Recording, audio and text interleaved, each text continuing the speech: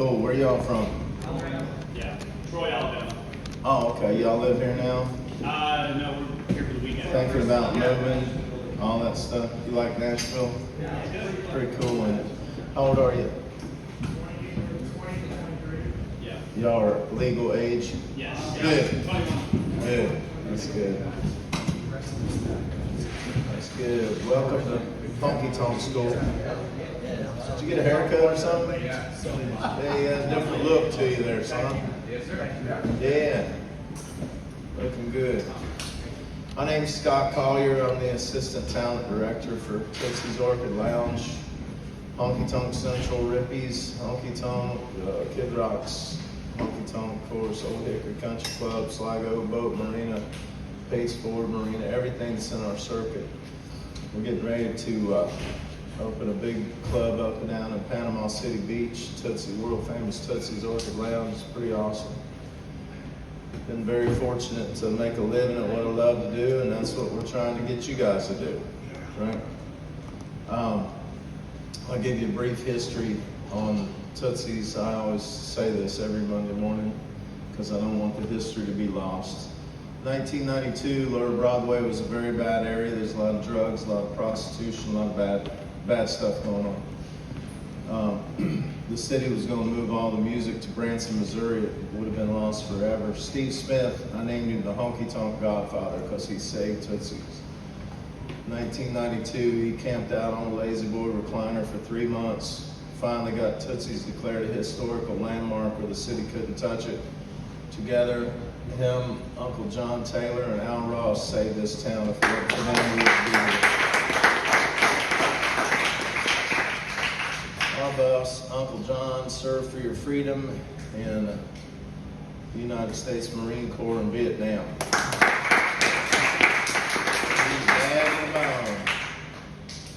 When he got out of Vietnam, he always had a dream of working on Wall Street, where when he left Vietnam, he knew somebody that knew somebody on Wall Street, and ended up moving to New York and become one of the top stockbrokers up there. And then when he got done doing that, he moved to Florida. He was hanging out on the beach, and then Steve ended up buying Tootsie's and called Uncle John up and said, "I need your help. Come up and help me get Tootsie's going." And Uncle John told him, he said, "When you get the rights to Tootsie's, I'll be up to help you." Uncle John knows music. He had a nightclub in New York. He had a roller skating rink on one floor and a discotheque on the other floor. Some of his house bands were Shaka Khan, if y'all remember Shaka Khan. Played for him. James Brown came in and done special shows for him, and then he also booked Prince back then, so he knows music. And when he moved up from Florida to help his brother get Tootsie's up and running, he created Honky Tonk School. And we're still going strong after 30 some years, right? So that's a good feat.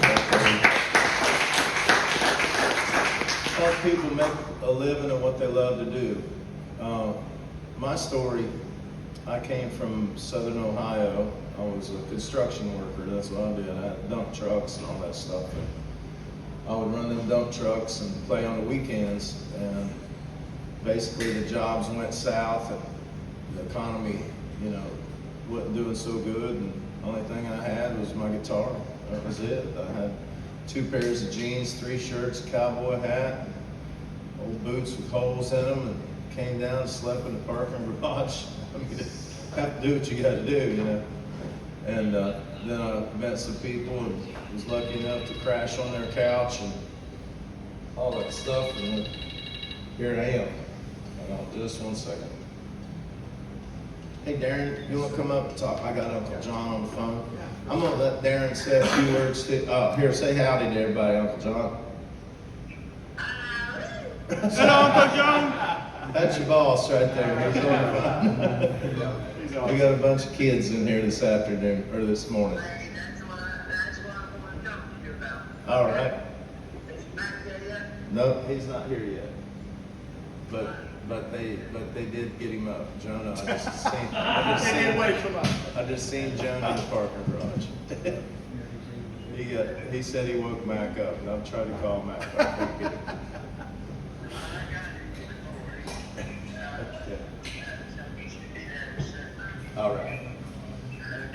sounds. Oh, okay. Here, Darren.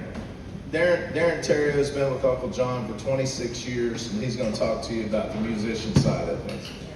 Go Darren.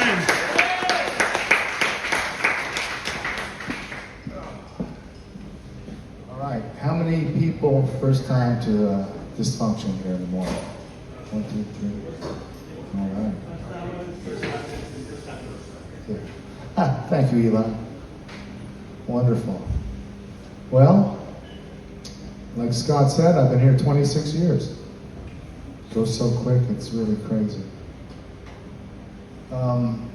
Yeah, I was born in Canada and played across Canada in bar bands. And I left home at 90 when I was 20. And played across Canada until I was about 28. And, you know, I think we all know bands are made up of a lot of different people and personalities. You know, a lot of people are there for different reasons, which is fine. You know, some want to party, some want to chase girls, some just want to do it for fun on the weekend. And that's fine, you know. But I always dreamed of going all the way, you know, whatever that meant. You know, I wanted to play for a big star. I wanted to get on the big stages and on the TV and on a bus and on a plane and all that stuff. And after one really frustrating gig with the band I was in, you know, because they weren't all there for the same reasons I was, I said out loud, okay, that's it. I'm going to move to Nashville.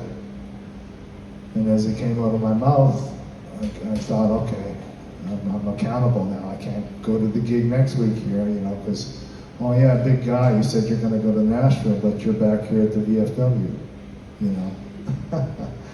And I guess maybe part of it unconsciously I did it to force me to do it, because it's a huge undertaking to come to this town, you know.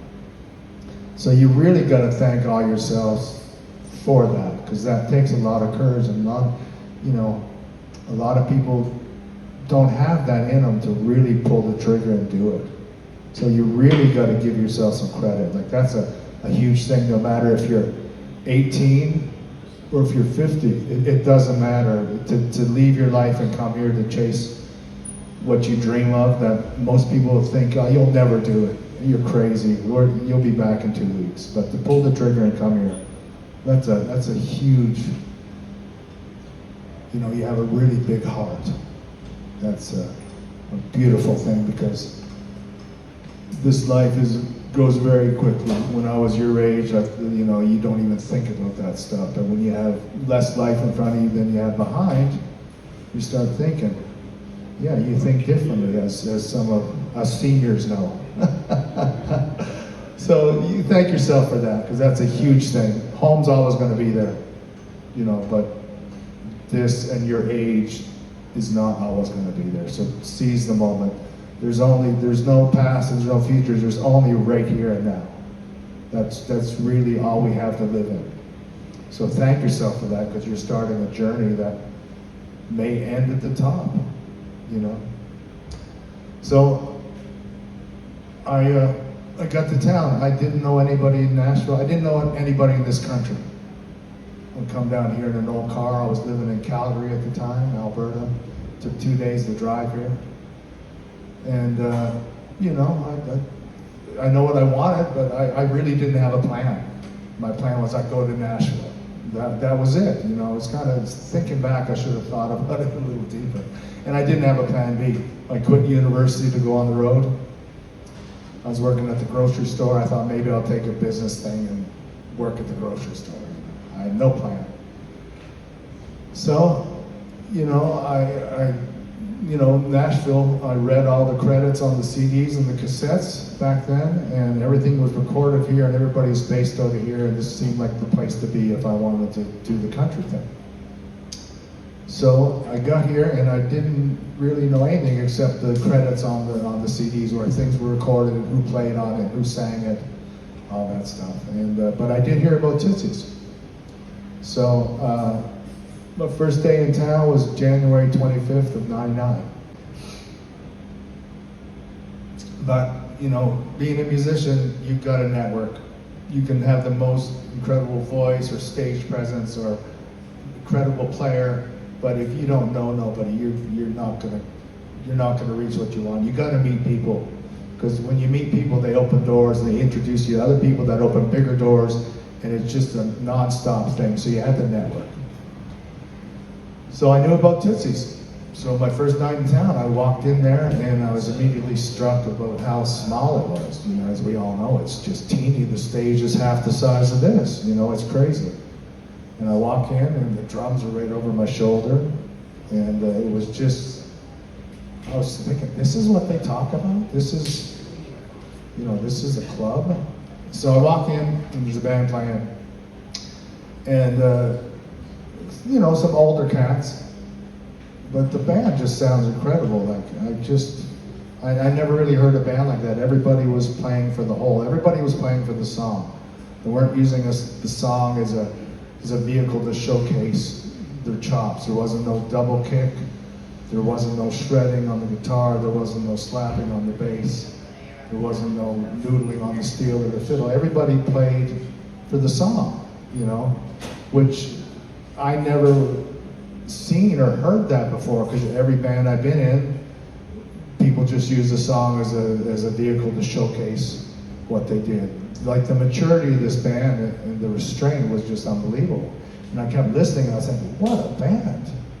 And then as the night went on, the singer would introduce, here's, you know, Johnny Carpenter from Mark Chestnut's band. All right. Here's Johnny Barber from Merle Haggard and Johnny Paycheck. You know. Here's Rusty Dammar, played with Martina McBride and with Leanne Womack. You know, here's Joe Reed, plays bass for Merle Haggard. You know, here's a guitar player, John Layton, plays for Clay Walker. Like those were, then I started to get it. These are the pros. These are all the guys that work with the big stars. And when they weren't on the road, they come down here and they'd get together and play music they loved. And it wasn't for the money, because back then a huge night was $70. Like that was unheard of. You know, yeah, it's the truth. You know, it's just, they were really there for the music, which was so beautiful. And they all played together and they were just fantastic. And, you know, I kept coming back night after night because I was just blown away by how good they were. I was learning something from everyone on stage. You know, the vocalist was just incredible, just singing the parts correctly, and there was no phone in his face, you know. He loved the music and he knew the songs, and every musician was just fabulous. And I got asked to sit in, because, you know, yourself, when you see the same face coming back night after night, you kind of, okay, he must be a player. So they asked me, hey, you want to sit in? And part of me said, yeah, I really want to, but then I thought, I don't know. I know maybe 10% of the songs they do, and I knew if I get up there and I just make mistakes, you know, they'll all be kind to me and shake my hand, but that door will be closed. And that was my only portal into the music business in the States or in Nashville. And I said, no, I'm just going to listen. So I kept coming back, and I didn't know the songs. I didn't even know the titles. So I think, how am I going to learn these? You know, I didn't have an iPhone back then. I had a beeper, but, you know, so I couldn't record the song. So I went to Radio Shack and I got a little mini tape recorder, and I had it in my pocket, and I keep coming back, and every song I didn't know I recorded. Then the next day when I was home or in my hotel, I chart out the song and I learned it and committed it to memory. And I did that for maybe 10 days. And during that time I became, you know, an acquaintance of these people, and, you know, we sort of became friends, you know, superficially. And, you know, they asked me again, you sure you don't want to get up? I said, yeah, sure, I'll get up. And, you know, they called a bunch of songs, and you know, I knew them. Not because I've been playing them back home. I learned them maybe the night before. You know, and I remember the steel player looking at me and going, how do you know that one? And I said, oh, I've been playing that for a long time. And maybe I learned it the day before, you know, in my room. But it showed them I really respected them and the music, which I did, and I still do. And like I said, those are all the side guys for the big stars. And, you know, I landed a gig down here on the circuit, which was, you know, Legends, Roberts, and Music City Bar and Grill, which is now Rippy's. That was the circuit. And, you know, I started playing regularly. And then, you know, the people that played down here were all the side guys. So when a player leaves an artist, it's not like an open ad in the paper. It's all word of mouth, because if you recommend someone, you got to know. He's got to be the full package. He's got to be, you know, you got to be able to play. It's got to be a good hang. It's sober. Just you got, because this is you had to bring your A game if you wanted to get in that world.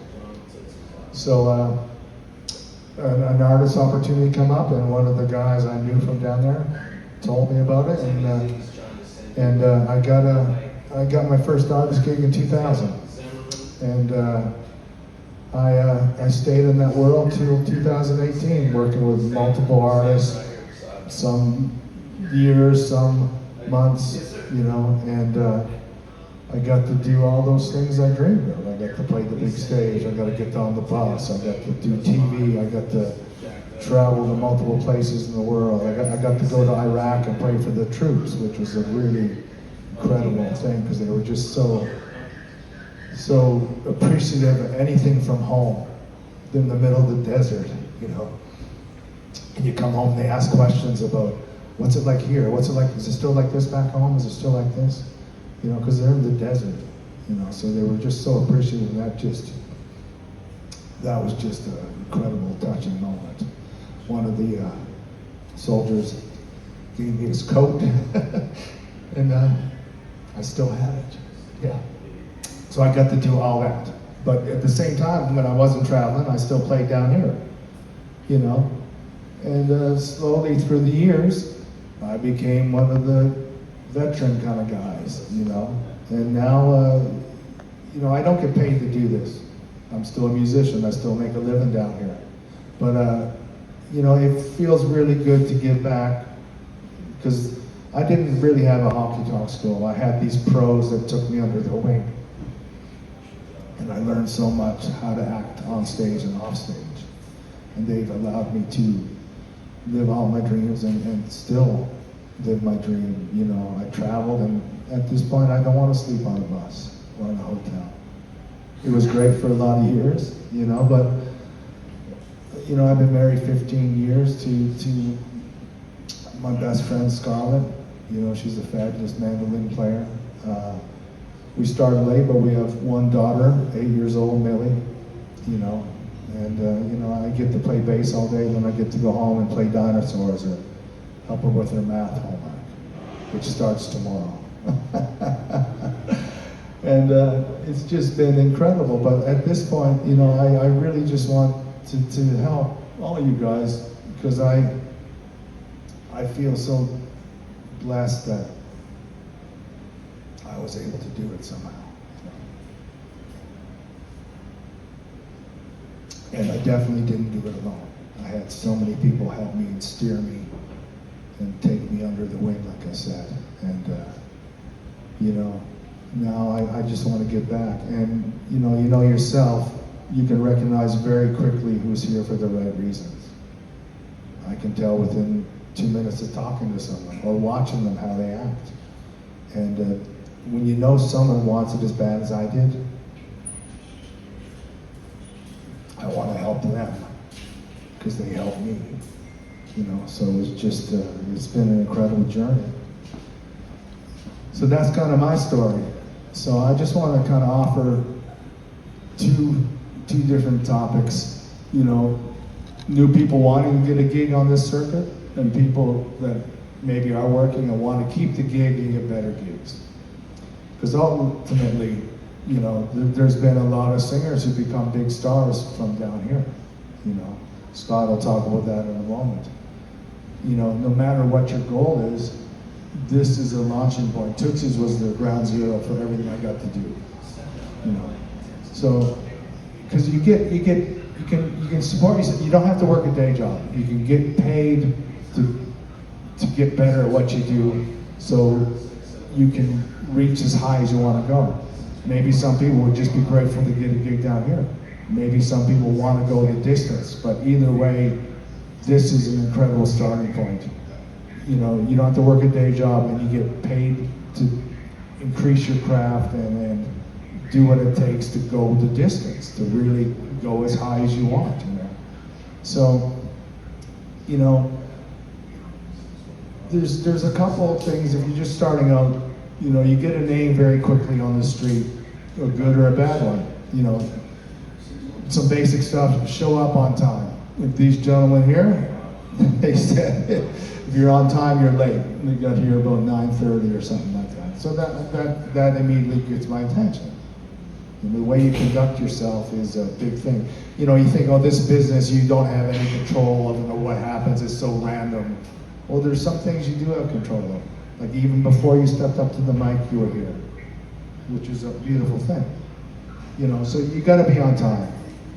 Because if you're not on time and you come in at downbeat and the manager is giving the singer hell because, hey, we got to start, we have people leaving, and then you run in and then the whole band is kind of pissed at you, and then, you know, you get a name, and now there's a surplus of people. There's only so many jobs down here.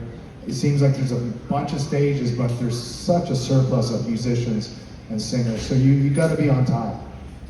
If you're not, you don't get called back. Or if you're late a couple times, even though you've been in the band for a bit, they'll say, okay, who else do we got? Yeah, he plays just as good, he's always on time. So that's a basic thing. You know, you gotta show up sober and leave sober, you know, because there's a lot of people that, you know, by halfway through this set, they're a little tipsy, and then a little further, they can't play, and they're not paying attention, and the singer calls a song, and they're like, you know, looking at their phone or some shit. You know, so you get a name very quickly. But if you come, you get a name the other way too. If you come in sober, you do a good job, you're paying attention, you're not scrolling on your phone, you know, because you just, it doesn't seem like a hard thing. Give attention to your job. You can get on your phone later, but just when you get on that stage, you're auditioning for a better, bigger position, you know, or you're shooting yourself in the foot and you're not getting called back. Because you get a name very quickly that, you know, okay, he's sober, he plays great. He plays good, but halfway through the set, he can't really play good anymore, and he's not paying attention. So they call somebody else. You know, you got to do your homework. You got to know the songs.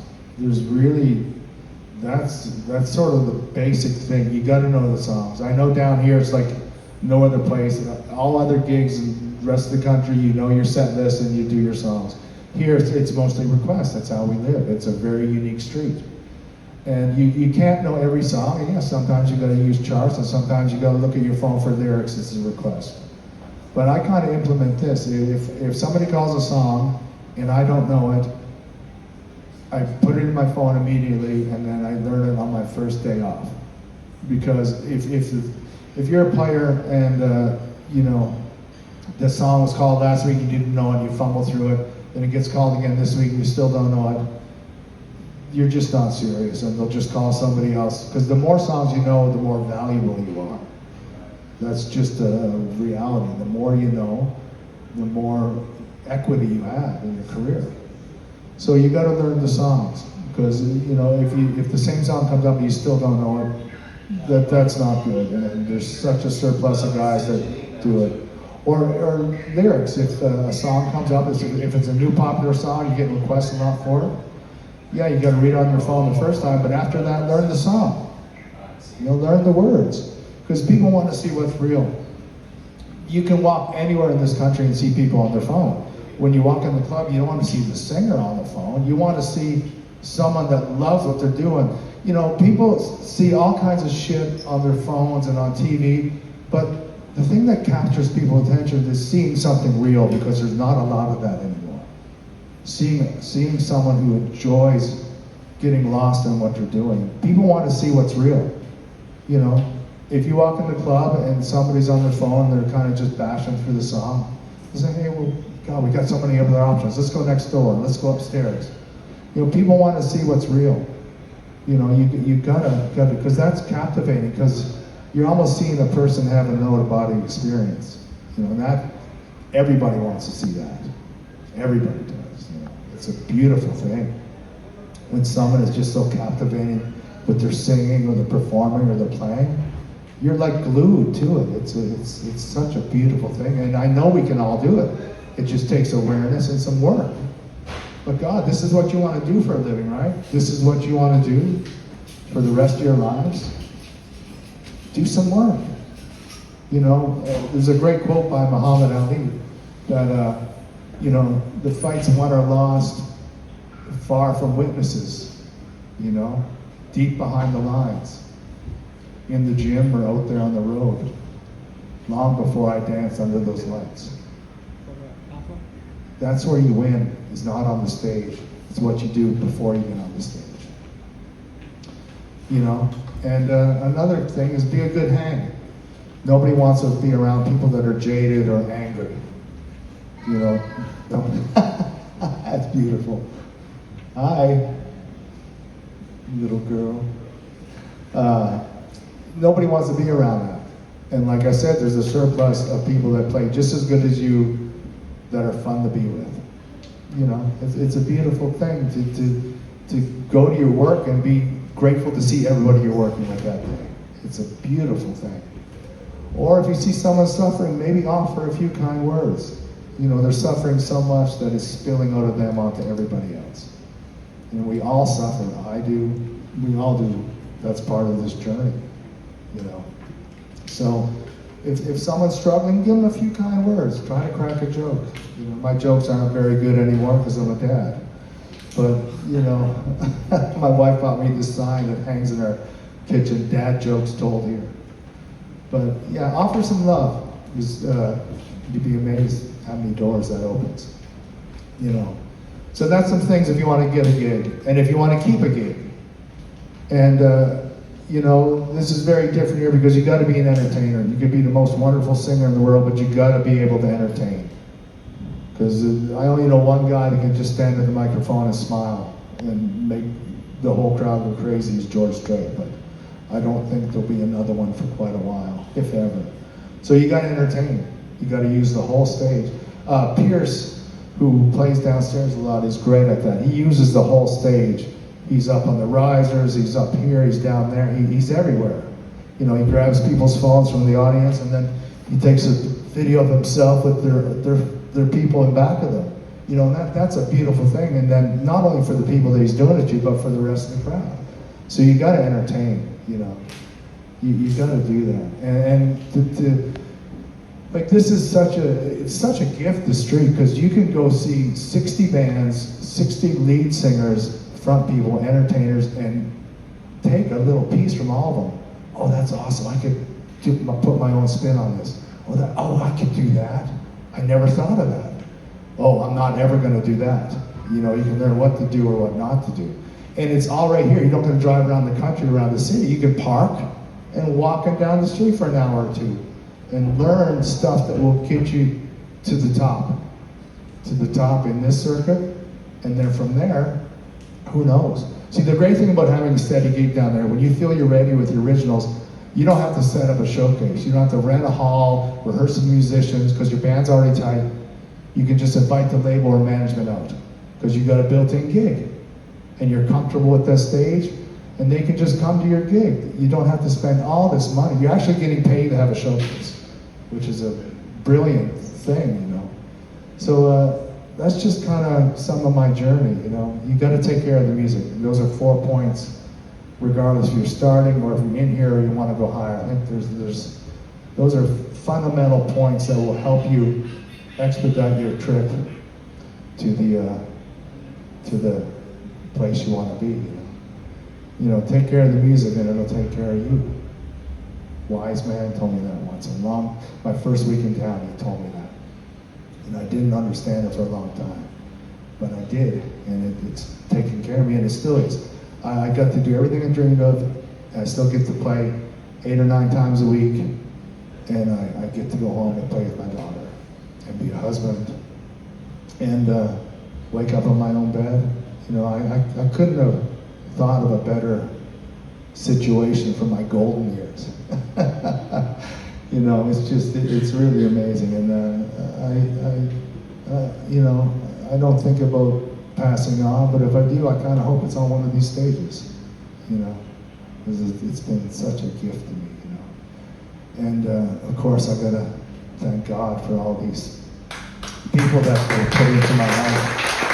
You know, all these people that seem so random. Maybe it wasn't. You know, just be open.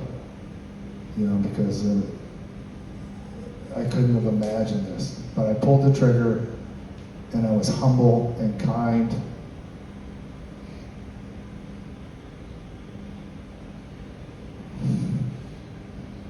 And I got to do it. And I know you all can too. I get choked up very easily, as you can tell. My daughter calls them happy tears. So I don't really have any more sad tears. So, welcome. Give it your all. Home's always going to be there. Give it your all. Go learn from the pros that have been doing it. And there's really no telling where you're going to end up if you put the work in. All right? Scott, you want to say a few things? Oh, yeah. All right. Yeah. Thank you all. Dan Terry. I know y'all can't see this video. Timmy, come here. Where you at, Tim? Ready. Come here. Okay. Speaking of entertainers, oh, let me turn around. This is an entertainer. I know y'all can't see it. I had him in a side room whenever I was checking out bands this weekend. I took this little video, and he's standing in the window singing out to the people on the street, really putting on a show. I mean, can y'all see that? See, I mean, that's what I talk about when I'm talking about entertaining. It's like Tim has a way of pulling people in to just make them all feel like they're a part of what he's doing, right? Is he the greatest singer in the world? No, he's not. Keith Whitley was one of my favorite singers of all time. You know, but Keith wasn't the entertainer that you are. You know what I mean? It's true. Kid Rock, one of the best songwriters I've ever heard in my life. Probably one of the best entertainers, best shows I've ever seen. I ain't saying it because I work for him. I'm just saying that he's an over-the-top entertainer, and that's what you got to be. You know, some of the, like George Strait. I've been to several George Strait concerts, and I was managed back in the day by his manager, Irv Woolsey. So I got to go, you know, to a lot of shows and see George. And I always wondered why George would sell out arenas. And George had this one little thing where he had a crooked little smile, you know, like this, and 5 rows of women would grab their chests and act like they're passing out, you know. Find your niche, that's what it is. Uncle John was making his rounds whenever he was in town last weekend, and one thing that he addressed that I need to address with each and every one of you is dead space, not talking to the crowd will kill it, will kill your show faster than anything. I mean, you have got to talk to the people. You've got to engage. If you don't engage, if you're playing a song and you're looking at the floor or looking at the ceiling or with your back turned to the audience, it shows that you don't know what you're doing. And it shows that you're green. And it took, and how he taught me years ago, you know, he would give me things to say, and that's what I'm going to give you guys right now. He would give me Tootsie's history to say. He would, you know, how you know, welcome to Nashville. Everybody pull your cell phones out for a second. I'm going to give you some pointers, all right? This is the one time that you can get your cell phone out. Okay. Some of the stuff that I say on stage is or video. Yeah, you can video it, right? Some of the stuff that I say on stage is, where's all the happy people at? I know it's simple, it's straight to the point, but you'll see the crowd go, yeah, because everybody's happy to be in Nashville, right? And then I'll say, turn to somebody you don't know, give them a high five like you mean it. I learned that from Joel Osteen in church, right? It breaks the monotony. And then certain parts of the songs, like for playing I Love This Bar by Toby Keith, Toby got the idea for that in the VIP section at Tootsie's, right? So whenever I kicked that song off, I said, hey man, we're gonna send this up to heaven to Toby Keith. He wrote this song, you know, in the world famous Tootsie's Orchid Lounge in the VIP section. And then I tell them, about the history of Broadway, what I just told you about Steve Smith saving Tootsie's, 1992, Lower Broadway was a very bad area. They were going to shut Tootsie's down, it would have been lost forever, but the Honky Tonk Godfather, Steve Smith, saved it. Here's a song that was written at Tootsie's, and I sing Burning Ring of Fire. Y'all know that Johnny Cash song. It was written in the back room of Tootsie's Orchid Lounge. That's some of the things that I say, And then I always look for the people that look like they're not having a good time. I target those people. That's the ones that I target. Like if I'm on stage and I'm looking up and it looks like this guy over here, and it might just be just a smile or a nod at him like that. Or I might say, hey, y'all give it up for this dude who just got out of jail this morning. You know what I mean? Something to break the monotony. And then people, you got to make people feel like they're a part of what you're doing. Once you get that, then you got the room. Yeah, it's about the music, but it's about entertaining. That's what it's all about. Really, look at Elvis Presley. I mean, when Elvis walked out on stage, it was Elvis, When Timmy walks out on stage, it's Timmy, right? It's true. You have to pull them in. And that's something that can be taught, because when I moved to this town, I was scared to death. It was like a deer in the headlights, man. I played my first gig at Tootie's Orchid Lounge on the main stage over CMA Music Fest. That was throwing me into the fire. But you rise above. And it's a business. Go to reality. If you don't make a cash register sing, and you don't make it sing for your band, welcome to Walmart. It's true. I want fries with that. Not knocking people that work at Walmart or that, whatever. Everybody, thank God they have a job. It's true, but you are here to make a living at what you love to do. So you got to zone in on that. I'm going to give you a piece of advice that I gave Tyler Farr a long time ago. You know who Tyler Farr is. Everybody knows him, right? Redneck crazy guy, walks into a bar, all that stuff. If you don't know it, Google him. He was the first artist that I was ever able to help train, that Uncle John let me train. And I told him, I said, you take 3 of your favorite artists, singers, actors, whatever they do, you take 3 of them and you study them. And he chose George Jones because his stepdad played lead guitar for George in the early days, right? So he likes George Jones, he liked Hank Jr. because Hank was an outlaw, and he liked a guy named Michael Waddell. And I asked him, I said, what's up with Michael Waddell? He said, well, he's a professional hunter. He goes deer hunting and bow hunting and all that stuff. So he studied 3 of those guys, right? He studied them. And if you can hear the smoothness in his voice, that's a George Jones coming out. And then he's got an outlaw edge to him where he writes outlaw music. And he's got that Hank Jr. kind of feel to him. And then the Michael Waddell thing was where he wears camouflage pants, and he connects with the hunting industry. And he's part of that Buck Commander with Luke Bryan and Jason Aldean and all that stuff. So he found his niche. That's what you do. You take 3 of the people that you look up to the most, and you put them together, and that's who you are. Just study them. Study the live interviews, how they dress, everything. Study them from top to bottom. But I can't stress enough, dead air will kill a crowd faster than anything. If you lost them, you lost them. So those are just some of the pointers and stuff that I'm giving y'all that hopefully will be a good tool for you guys. And going to the tip jug thing, I know that we make a living out of the tips. I know that. But there's a way that you can handle that. Kind of reverse psychology is the way I do it. I don't ever $20 bill people. I've never done that. I've never been that guy.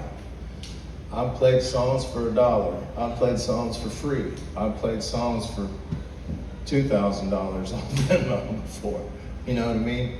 I never, if I say, hey, $20, it's probably kicking out somebody that's willing to pay me $100 for a song, And whenever I do get $100, I'll hold it up and make sure everybody knows it. Hey man, we got $100 for this song. Thank you so much for keeping live music alive and well in Nashville. Everybody knows there's no cover charge to come into a bar. Right? All of it's free. but they tipped the band, and I don't really gauge my show on how much money I make. I gauge my show on the memories that I make. Does that make sense? Like I can remember, you know, special moments in shows where there'll be handicapped kids out there or something that really touches me, or somebody will come up and say, hey man, my wife's passing away with cancer. This will be her last trip to Nashville, you know. So I try to, I don't make it a sad thing. I make it a positive thing. You know what I mean? I try to make everything positive. You don't want to go in there and people that come to Nashville want to experience a good time. They don't want to be drugged down with the weight of the world or their problems, you know. So it's really important to keep it upbeat and keep everything on a positive thing. Come here. Come here. You talk about an entertainer. Holy crap, this is Chris Essick right here. We had Chris on the main stage of Rippy's Friday night. He's down there Friday and Saturday, and then we had Timmy Z in the side. And both of these guys tag teamed that, man. I mean, y'all kicked ass. It was really, really good. He's got things that he says over the mic, and I need to come down there and take notes. I'm serious. He has a way of just pulling people into it, you know, like me.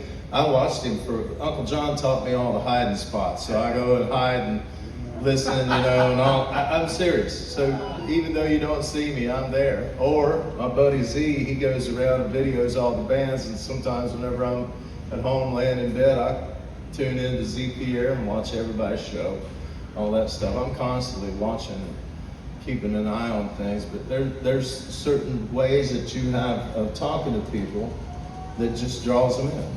Like this. Here, say something. Just off top, like if you're on a show, what would you say? I think it depends on the crowd. I think a big part of what we do is reading the room, making sure you're catering to the room. I mean, I was just watching TikTok Live on the drive, which I definitely shouldn't be saying that I was driving and watching TikTok Live. But I was watching you say, you know, the more songs you know, the more valuable you are, and I think that's a key to success, you know. If you've got a crowd that wants rock and roll, you're giving them rock and roll. And then if you've got a crowd that wants 90s, 80s country, you're giving them 90s, 80s country. And then if you've got a crowd of small people, ask them where they're from. And you know, if you got people from New York, you make fun of them because that's how they know, hey, we like each other. And you know, if you got people from the South, you know, you cater to that. You just read the room, know your people, know them well, and don't be afraid to say something over the mic. You know, you're gonna say a lot of jokes that no one laughs at, and you're like, great, I'm not gonna say that again, you know. But you won't know until you try, and that's the best part of it. Yeah. He's badass. Y'all need to go watch his show. Yeah, please. Now Timmy, he's a different kind of entertainer. Timmy's one of those guys that just runs like Garth Brooks ran, and like he runs from one end to the other like David Lee Roth. Like you're watching Van Halen back in 1979. You know what I mean? It's like he's got all this energy just running everywhere.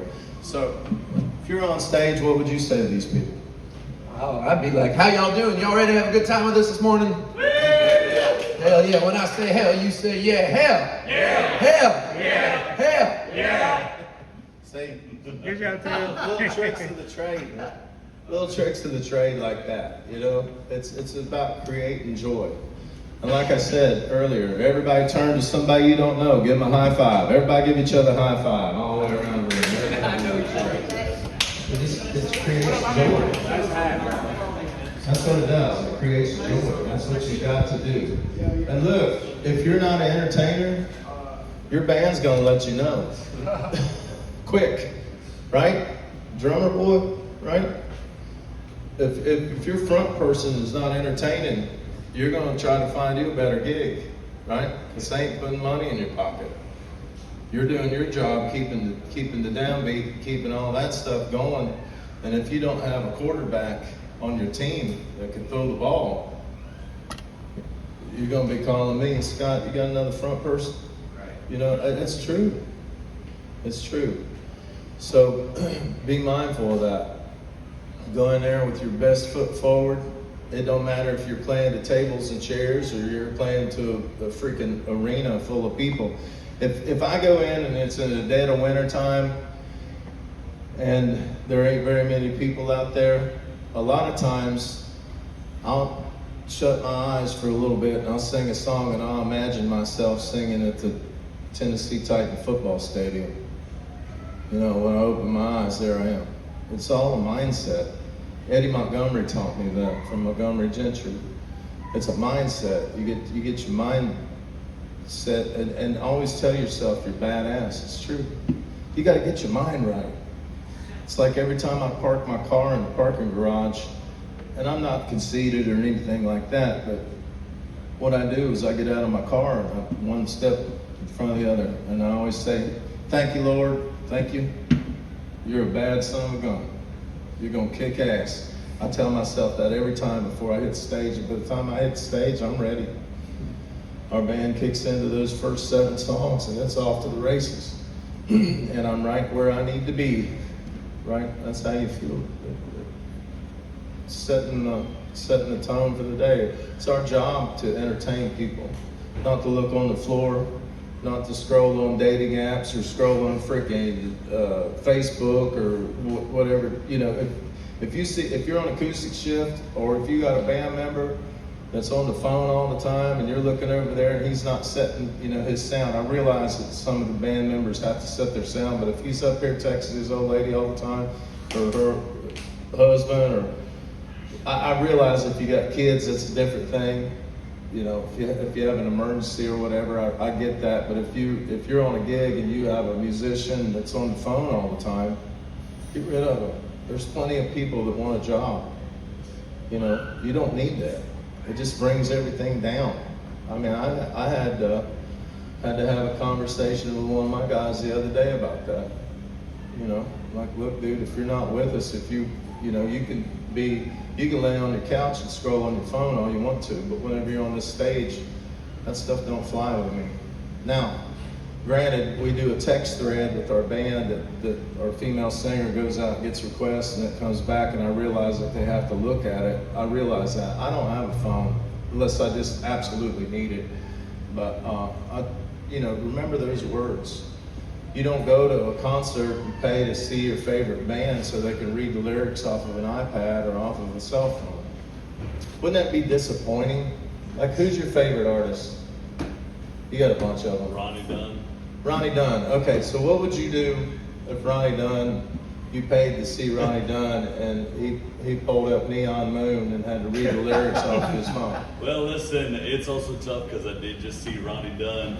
Wait a minute, now that was on the Morgan Wall. That's yeah, the difference. He did. But you know what? It's Ronnie Dunn. He still pulled it off. Ronnie Dunn had to pull the lyrics up to a Morgan Wallen song. That's different. That's the Morgan Wallen thing. He also But said, if you went in and watched Ronnie Dunn and paid your money to see Ronnie Dunn, and the whole time he's got his cell phone up here and he's scrolling on his dating apps or whatever the hell he's doing, you know. yeah, you wouldn't keep going to that concert, right? And that's in the music industry. You know, I think even the big labels are always trying to figure it out because you don't make money off of your streams. You make money off your concerts. And that's what we do on Broadway so well. We put on 4-hour concerts at a time, and you got some artists out there on the road struggling to put on an hour, you know, and people don't want to spend money on that, you know. If you're looking like you're not in it, you're not in it, you know. And if you've got to use your words, you got to use your words, but look down and then look up. Look down and then look up, you know, make a connection with someone, you know, spot check it, and then realize that your job is, by the next time you sing that song, to learn it, you know? I mean, Scott saw us, I want to say probably 8-9 months ago, and we were at Tootsie's roof, and we had a Dwight Yoakam request. And, you know, our band hadn't played this song before, and I know on my end, I didn't have it like the back of my hand like I should. And he saw it, you know, and I got a call, and he was like, "Hey man, you're doing great stuff. That Dwight Yoakam song, though, wasn't right." And I was like, "You're absolutely right, it wasn't."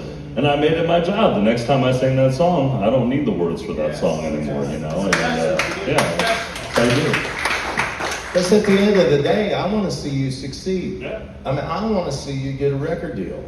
I want to see everybody get a record deal. Me, I don't want a record deal. And I'll tell you why, because I like sleeping in my own bed. It's true. And I love helping people. I love watching them, you know, like Nate and Kara back there. You know, they got their little band. Give them a round of applause. I got them on. Me and Anita's got them on Honky Tonk Main on 2 to 6 on Thursday. You know, they're keeping it country. They play rock and roll too. You guys will be there too. But like, you know, it's about. But when I went in and I watched them in the early days, and then we rehearsed them up here. You know, they had some members. I won't point any fingers, but they had some members in their band that wasn't up to the level that we expect. Right? Wrong tempos, wrong this, wrong that. The show was there. I seen that they had the show. I knew Nader was a good entertainer. I saw that in him, but his band wasn't up with him. And I'm like, let's go into rehearsals. You know, and they went into rehearsals and it just wasn't flying. But now they got something solid and they built a damn good band. You know? And they're playing the songs that people want to hear. That's another key, man. Play the songs people want to hear. Don't grab some B-side freaking Eric Church song that nobody, you know what I mean, that was on his first album or something that nobody really knows. Play Drink in My Hand. Play Springsteen. Play something that somebody knows, you know. There's a difference between the music that you like to listen to in your car or the music you like to listen to at home. Like me. If I'm laying in bed and I can't sleep, I'll get on YouTube and I'll click on Christopher Cross. And I know a lot of people's never heard of him before, right? But I'll listen to the Arthur theme song and I'll listen to Sailing and I'll listen to all that stuff. But am I going to play it on Kid Rock main stage? Hell no. You know? Keith Whitley's my favorite singer of all times, and you might catch me singing a Keith Whitley song if I get a big old request for it. You know what I mean? And if it's the right time, you may catch me doing that, but it's not every day. You know, those are songs that you listen to at home that make you feel something, right? When you're on that stage, it's not about you, it's about them. It's about the people out there that's worked those 40-hour, 60-hour-a-week jobs that saved up all their money to come down here and watch you put on a show. You know, and if you don't, welcome to Walmart. I mean, it's true. You have to put on a show. You got to. You got to put on a show. You know, Mac did a hell of a job on Friday night. Well, yeah, I mean, you did, man. Good job, Mike. I know I'm taking extra time today, Anita. I'm sorry. I'll bring you up this thing. Come here, Mac. All right. Come here. So this was the lineup Friday night at Rippy's, right? 3 top badass entertainers. Badass, right? Mac, he put a band together. He found a guitar player through Honky Tonk School. Went over and got one of our little singers and put this band together and put on one hell of a show. So what's some of the things that you would say if you were on stage right now? Like if you put yourself in gig mode, like if you're on stage and you're wanting to entertain these people, what's something you would say? Well, depending on the crowd, depending on what song, I'd be like, Well, look at the crowd out Like- here. Look at your age. what's up, guys? How y'all doing today? Y'all doing good? All right. Hey, if you got a drink in your hand, put your drinks up real quick. Let's do a yeehaw. On count 3. 1, 2. And then people usually go yeehaw. I'm like, no, on 3. 1, 2, 3. Yeehaw! Right? Yeah. And then we keep on going. And they're like, well, let me know if y'all got anything you want to hear. You want to hear country music? You want to hear rock and roll music? And then people will probably look at you like, what? And you're like, you want to hear country? You want to hear rock and roll? They'll be like, country. Well, I'm like, okay, country. Can I get an A? A. Rock and roll. Can I get an O? O. Country. Can I get an A? A. Rock and roll. Okay, sounds like country. Let's do a little country music. Let's do a little Eric Church, Drink in My Hand. Yeah, see what Yeah, I mean? You yeah. set the stuff up like that. You set this stuff up, you set it up, right? It's not just looking on your phone and looking down and looking up and all this shit. It's setting it up. It's very important to set it up, set the show up. That sets the whole tone of the whole night, right? And here's the thing. it's Nashville. People want to experience different places and all that stuff, right? But if you kick ass, they're going to know it. And whenever they go to these other bars and they'll be like, man, let's go back to Rippy's. Yeah. Oh, yeah. That band was more fun than these ones. Let's go back to Rippy's. Let's go back and check them out. You know what I mean? I had a blast. And then you start getting followers, and then your social media goes up. You know? Then the next thing you know, you got people actually booking their trips to come just to see you. Yeah. It's true. That's how it works. I learned this from Eddie Montgomery. You never call people fans, you call them friends, because they are your friends. It's true. Treat that stage just like it's your house. That's what I always do. Like if you got a guest that's coming into your house, and you know, I always say, hey man, go over there. Well, you've been to my house a bunch of times. Yeah. You know, you slept at my house. Yeah. You know, I treat them just, you know, I treat them just like they're guests in my house. Go get you whatever you want out of the refrigerator. Get you something to drink. I don't care, right? Same thing. They're walking in the bar. Y'all go over to the bar and get you something to drink, hey? You know? And it brings up another point, though, that Steve Smith, the Honky Tonk Godfather, put in my head about 20 years ago, or 19 years ago, or however long it's been. He always said, man, the customer's always right until they're wrong. When they're wrong, they're dead wrong. Make sure they're out there. Some people you got that... And that brings up another point. That's why we have security guards, okay? That's why they pay security. Don't fight these people. Don't fight them. It's true. We're in a bar situation, don't fight them. We got a security guard, and it took me a while to figure that out. But, you know, if you got somebody that's just unruly and somebody that's just, you know, bringing you down, bringing the vibe down, y'all call it vibe now. Run over and tell the security guard, say, hey man, keep an eye on this guy, you know, watch him. We had a guy the other day that just kept trying to get on the main stage with us, and there's signs on there, do not enter, and all this stuff, you know. We've had people fall off of that main stage down there, right, and get hurt and have to go to the hospital. I've seen it with my own eyes. That's why we don't let people on these stages, because if they get too drunk or whatever, they fall off and they get hurt. It's not good. You know, we had one guy that's trying to crash the stage the other day, and I had to get him escorted out, you know. Come back whenever you're sober, right? It's true. So I've said a lot this morning. I'm gonna get Anita up to do some talking, and then we're gonna make some music.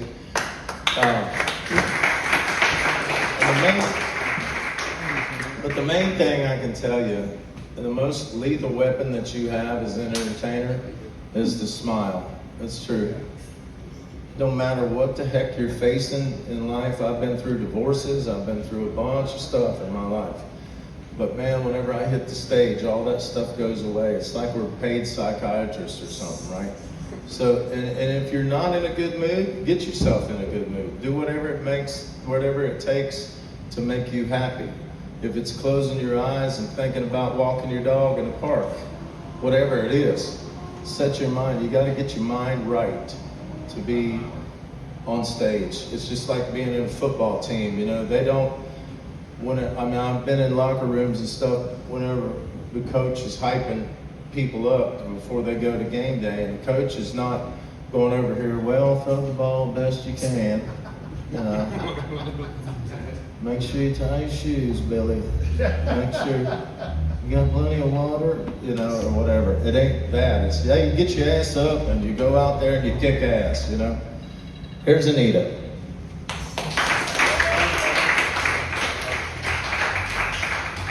Good stuff, huh? I love it. I love it. I love it. It's all important.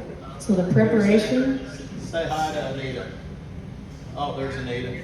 Let me go out here. Yeah, so the preparation, there's no shortcut for that, right? The more prepared you are, the more you know the songs. Learn it like the record. Be detailed. That way you can go anywhere with any band and you can crush it. And they're not going to wonder.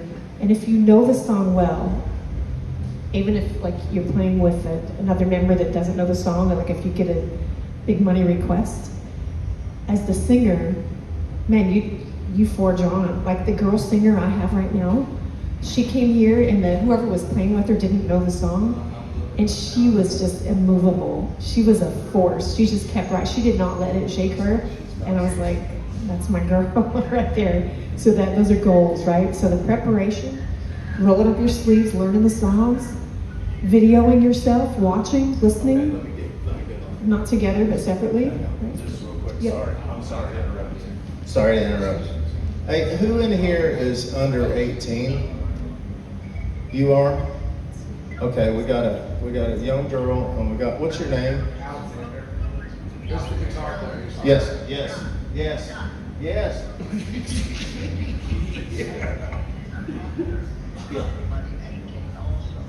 Is there anybody 18?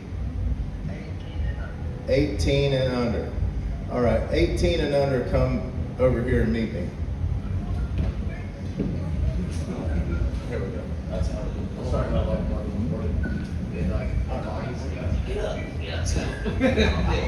So, your talent will open the doors for you. Your talent will get you in the room, right? What's going to keep you in the room? Your talent gets you in the room. What's going to keep you in the room? Have you guys thought about that? Being entertaining. Being entertaining, yes. And what's the main thing that gets in the way of somebody being a really good entertainer? I have my own theories, but what do you guys think? Anybody want to weigh in on this? Yes. I think the best thing you can be is personable. Like, you can be relatable to the audience. Being relatable, being personable. What gets in the way? What keeps people from being the best entertainers they can be? Being hesitant, Being hesitant? What causes hesitancy? anxiety, Anxiety, Yeah. fear? Yeah. Absolutely, right? Anybody else have anything other than fear and anxiety? I think what you said before, exactly, preparation. Like, if you go in there like half-cocked and you don't know all your songs and you don't like have your bits down, you don't have, like even as a front, like you're concentrating not only on singing, but you're also like running the ship, and you got to know like what songs does everybody know? What does everybody, what's this guy's strengths? What's this guy's weaknesses? And not knowing that stuff means now you have to think about that stuff while you're trying to perform. So there's a lot of multitasking that goes on, isn't there? Yeah. So I like this idea because I have always been painfully, brutally shy. As a kid, this is embarrassing to even talk about it, but in school, like in grade school, if my bestie wasn't there for lunch, I would go in the bathroom and hide. You guys, that's so ridiculous. But I was so shy, right? And once I got into music, that just kind of released me. Like that helped me get over that thing. But I think even doing this and getting up and talking in front, like one-on-one, I'm gold. I can talk to a post and love it. I love it. I love people.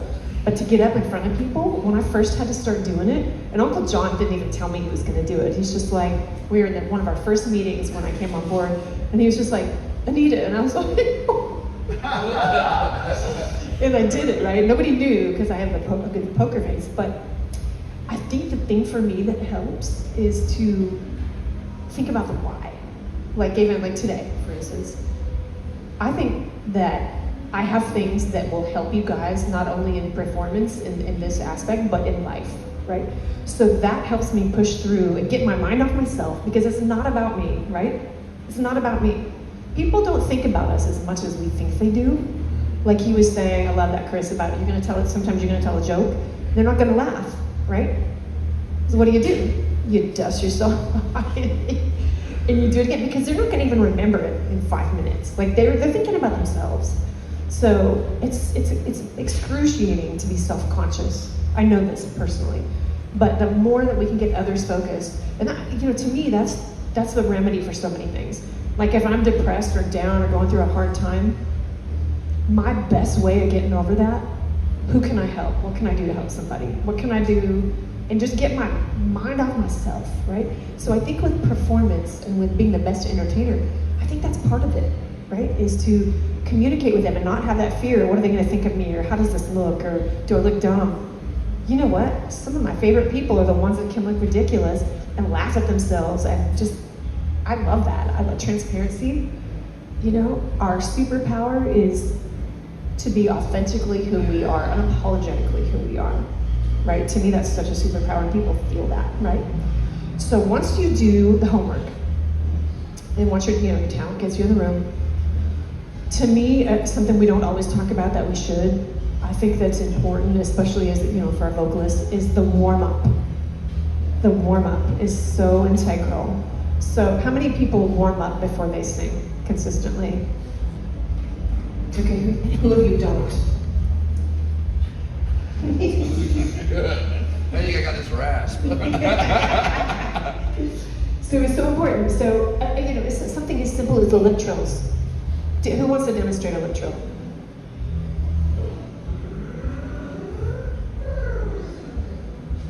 And how long do you do that? I have a video that I follow on YouTube. It's like 10 minutes. Who is it? It's one of the first two that pop in when you search YouTube. Okay. Yeah, lip trills is a great way. And you can even do like lip trill a song. You can lip trill in verse, I read that, that's really good. But make sure you warm up, and here's why. You're not just doing the singing part of it. When you're running that jug, talking to people is often harder on your voice than singing. And I mean, if I had $1 for every time I had to cover somebody that's calling out because their voice is tired, I'd have a lot of dollars, right? So, man, warm up, warm up. Another thing that we overlook, and I'm being transparent with my weirdness here. But, okay, so how many people are mouth breathers as a rule? Do you guys think about that? Yeah, you do? You guys are ahead of the curve, man, that's awesome. So breathing through our nose helps humidify, it helps the humidity in our throats. It helps keep it moist, it helps filter out toxins. It's really, really beneficial. So be conscious of breathing through your nose. That really, and I know a lot of people buy those, what are those things that they breathe in, a little breathing nebulizers, yeah. But man, a good start to that before you even, maybe you won't even need it. If you just breathe, be conscious of breathing through your nose. And another thing, here's my weirdness showing up, but at night when we sleep, right? Who's heard of mouth taping? You have? Oh, you guys are amazing. Okay, when I first heard about it, I thought it was insane. I was like, I will never do that. You guys are awesome. You can do medical tape. They even make like special mouth tape.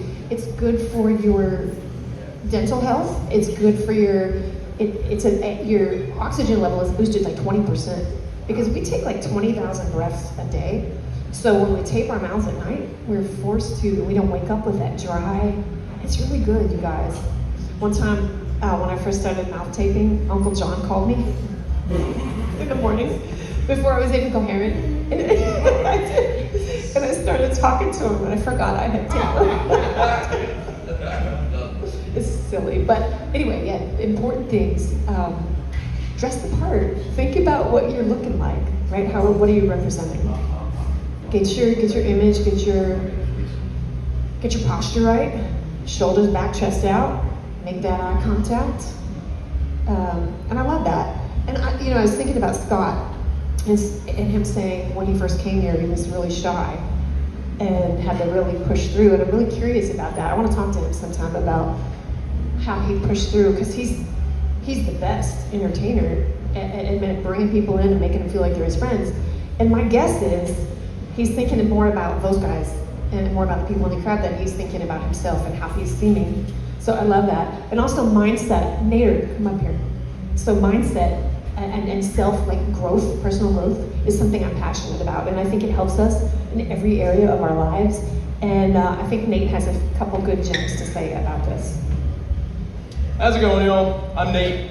I've been with Honky Tonk School for a little under a year now. In September it'll be a year. But when I first got started with Tootsies, I didn't know what I was doing at all. I didn't know how to entertain. I didn't know how to make up jokes on the fly or anything like that. So, but I got Anita's phone number through a mutual friend, and I sent her 4 or 5 videos of me playing in the garage. They were pretty poorly filmed, and sent her those videos, and she told me to go to Tootsie's on a Saturday to go do a little audition, and when I first got there, I saw the house band and the singer that was going, and I was under the impression that that was one of the auditions. And I was looking at her like, that's what I'm supposed to be doing? I barely have these songs memorized, let alone I'm not going to be able to go up on the bar and entertain and do all that kind of stuff. But turned out that was obviously not one of the auditioners. And went and did a couple songs, and they sent me to Honky Tonk School that same week. And I got myself put up with a band, and just a little makeshift band with some of the guys that I met here at Honky Tonk School. And did a couple songs, and later that week we had a little we had a little rehearsal, and I was fired at the first rehearsal that we did. And that's the truth. And these two guys that I was playing with, there's a bassist and a guitarist, and they were so locked in and so disciplined that, I mean, it seemed like they were just reading each other's mind, you know, because they had come from Missouri, they'd been playing with each other for a long time, they knew all each other's songs, and they were just like, you know, you're a great guy, they were really nice about it, you're a great guy, but, you know, we're looking for somebody who's a little farther down the line. And I don't blame them, I didn't really know the songs, I didn't know how to entertain or anything like that, you know, so spent the next 4 or 5 months just getting ready and learning the songs, and I was working as a full-time electrician, and coming home after work and spending 4 or 5 hours just on the guitar, getting better, singing, stuff like that. And I had a calendar on my wall, and every day after I get done practicing, I would write down how many hours that I practiced for the day, just to keep track, you know, and then after every month I would tally it up and compare it month to month. It just kept going up, you know. So that's one thing that really kept me on track, is just really writing down what you're doing every day. That way you can put together how far you're getting. You know, it's really important to quantize how much you're putting in. And but that experience was really humbling for me. And then eventually, after those 4 or 5 months, I came back to Honky Tonk School, got myself another band, and ended up working out pretty good. You know, we're doing.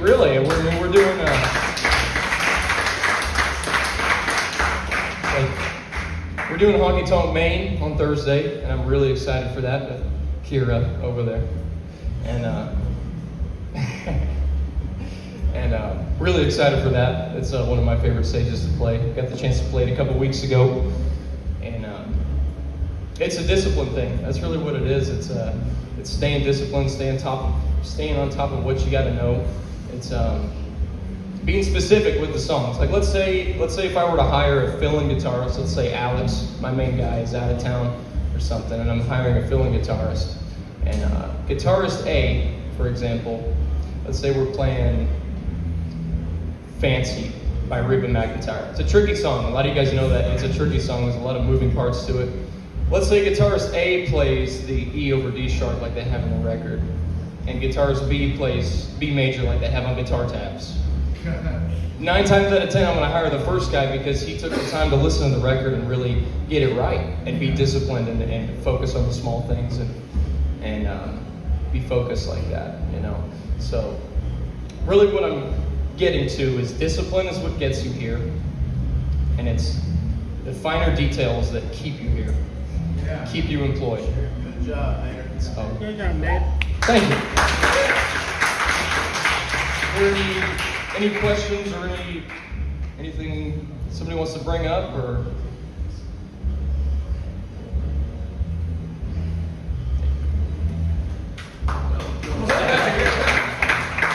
We all just witnessed sweet redemption. Those of you who were here last week understand. He's awesome. He's amazing. He was mad at himself last week because he got kind of flustered, but man, he and I knew he would. I didn't even talk to Kira this morning, but she said, Nate's gonna come, he's ready. And I was like, I knew he would do that. I didn't say anything to him, but that's a winner right there. You're seeing it in real time. Yeah. Y'all ready to get started? Are you ready? Hang on just a second. Speaking of a winner, you're a winner. This is a winner. This is a winner.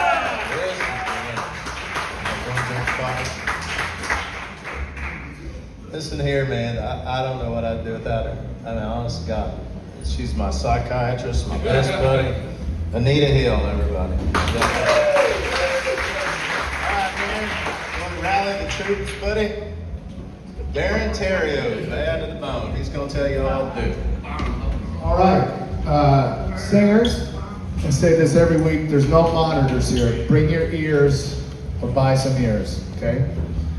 We'll set up a mix for you. We're gonna run acoustic first while the house drum tech sets up. So Sean, you do your thing back there, baby. So we can do it two ways. If you're just a singer without a full band, you can come up and do it acoustically, 1 or 2 songs. If you want to do with a full band, there's a surplus of musicians in the room. Go through and meet everybody, because regardless, the more people you know, the deeper your network is going to go, and the quicker you'll get the call you want. So if you want to set up a band, go meet everybody, find out a couple songs you mutually all know, then come and sign the sheet. So acoustic players want to do it themselves, come over to me and sign the sheet, and then after that, we'll start with the full bands. Have the lead singer of full bands put their hand up. Full bands, so we got, okay, just the lead singer of the full band. No, just the lead singer of the full band. 1, 2, 3, 4. Okay, we're gonna run a couple acoustics while the drum house kit gets set up. Full band, lead singer, come over here and sign my sheet. If you wanna do it acoustic just yourself, come over and sign the sheet. If you wanna set up a full band, network within the room and find your players. And Anita wants to say something. Oh, Matt. Yes, okay. Matt is the house drum tech. Hey, drummers. Matt is the house tech for all the Tootsie Zone clubs. He wants to say a few things. Hey everybody, my name is Matt Dyuk. I'm the house drum tech for the entirety of this circuit. I would like to address mainly the band leads right now, because some of you guys will eventually hire drummers that don't normally play this circuit or haven't played the circuit in a long time. We are working on idiot-proofing a lot of things. So, Hey, everybody listen up, hey! So this is actually a really good example. Right here, you can see this slightly larger than life piece on it. It is not a factory piece. It is something that I made. It is something meant to stop wear and tear from happening. So if your drummer says, this isn't supposed to be there, have them take a picture of it and send it to me and say, is this supposed to be there? We're running some trial runs on some machine pieces that we are making. So that way, because to replace the actual piece here, every time it breaks, it's $50. And that's with a discount, okay? To replace the piece that I've made that is disposable, it costs 40 cents. Okay, so I don't think you guys want to shell out $50 every time that breaks. I don't, especially when we have 13 drum sets down here. 40 cents is a lot cheaper than $50 per time it breaks. Plus we have multiple of these on every kit. This is what we use to hold the rack toms. This is what we use to hold up the snare stand. These are our snare stands that are provided to you. So if your drummer says, that's not supposed to be there, as a band lead, your response is, did you ask Matt? Also, we've had an issue with drummers not reporting when things are broken. I'm pretty fast about fixing things when they're broken. I think Anita would attest to that. She texted me the other day, said, hey, this is broken. 25 minutes later, I text her saying it's fixed. Okay, recently I had a drummer say to me, hey, this is broken, and it's been broken for 3 weeks. My response was, you've had my number for 2 years. Okay, what happened in the last 3 weeks that you couldn't text me? Because I can't be at every drum set at the same time. If I have to go out to Fish Lips or Sligo, that means I'm not even in Nashville, let alone downtown Nashville, to be checking on the kits. If somebody breaks a piece at Fish Lips, I have to go out and fix that, which I'm fine, that's my job. I enjoy what I do. I can't be down here, so please, if something breaks, text me. I will give everybody here my phone number, okay? Anybody who wants it, drummers will meet right here in a minute, so that way we can talk about any questions that you have. I don't care if you break things, okay? Believe it or not, I don't care. I care when you break things and don't tell me. Because a lot of the stuff I get it under warranty. So if you break something and you tell me, I can replace it or fix it for free. If you break something and don't tell me, and then a drummer 2-3 weeks later has to tell me, it could be out of warranty, and now it's going to cost a lot of money. You're not hurting me, okay? So if you have a personal vendetta against me and you think I'm really gonna teach that Matt dude, it's not my money, okay? I'm expensing it out. Plus it's a tax write-off. Like, you're not going to hurt me with that, okay? So if you break something, that's okay. Be an adult about it. Everything is breakable, everything is fixable, okay? I will not be mad, I will not cuss you out if you break something and it's normal wear and tear. If you're drunk and you're abusing something, you're kicking things over, I'm not in charge, y'all. I'll kick it up the line to Scott or Anita, okay? I fix things. You're not gonna teach me a lesson, okay? I enjoy fixing things. You're making my day, okay? I promise, if you really wanna show me, don't break things. Then I'm out of a job and I'm sad, okay? So if you break something, call me. If your drummer breaks something, call me. If your drummer says, hey, this is broken, your first response should be, did you tell Matt? If the answer is no, it's go tell Matt. Thank you.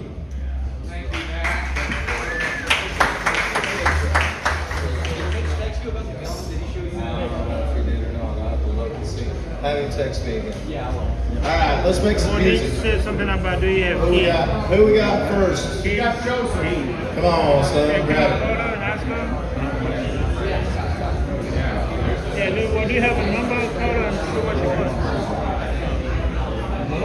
Tell her you don't have no kids. He said you don't have no kids. Tell her you don't have no kids. You have the keys. I do not have the keys. Nothing.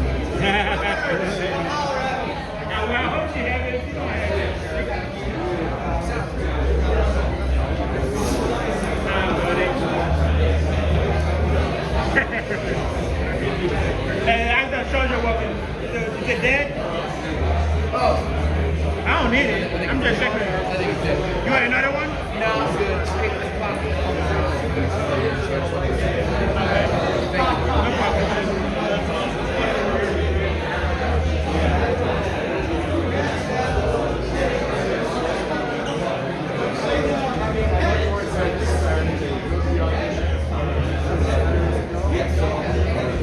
What's up, everybody? Welcome to Honky Tonk School. Hey, how are you?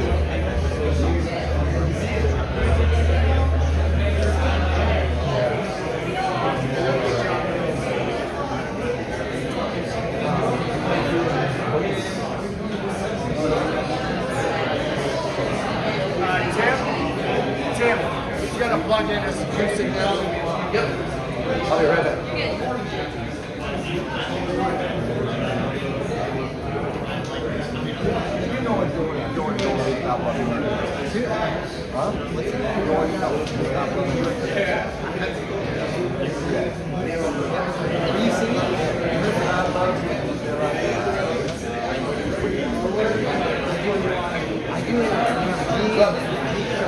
All right, I go to after the talk. Okay, perfect. All right. That's all. Okay.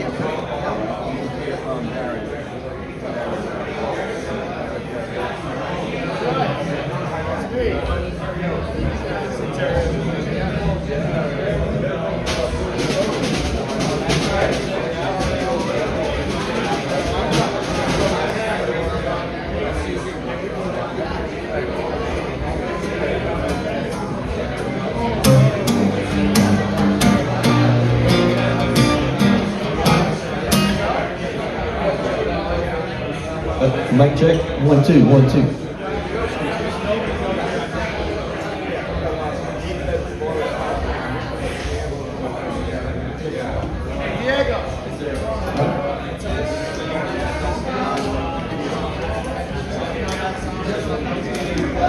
All right, mic check, mic check. All right, am I good to go? All right. Hey, how y'all doing, everybody? My name's Joseph Culpepper. Coming from Birmingham, Alabama, and playing off your song. First one is Weather. All I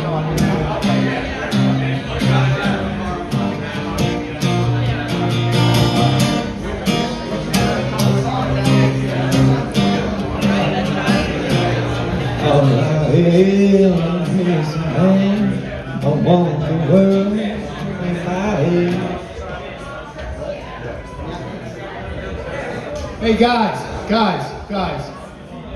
Hey everybody, he's up here singing. Let's be respectful. You want the same respect when you're up here. And plus when you're all talking, they can't hear you on the feeds from the phone here. So if you want to talk, go towards the back of the room. But if you're up here, please be respectful. And plus they can't hear you on TikTok with the crowd noise. Okay? Sorry to stop you, but I want people to hear you. Thank you, Darren. I'm back, everybody. So we're going to start over sweater weather. Let me fix this up. Well, I'm a little tall, so sweater weather, and my wife is here, so I'm going to play Gunpowder Lead. So we just have one for the acoustics, Scott? What's that? One song for the acoustics? Yeah, one song for the acoustics. What? Okay. Okay, just one. Oh, yeah. Well, I'm going to play Gunpowder Lead, so since my wife's here, so. The county road to the river under my feet. Nothing on this wide ride but a little old baby. I got 2 miles still. 3 makes bell. And if I ride through every stream put it up.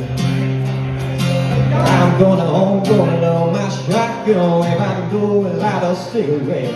If he wants a fight, well now he's got one. And he ain't seen me crazy yet. He slapped my face and shook me like a rag doll. Don't that sound like a real man? I'm gonna show you what little girls are made of. Gunpowder and lead.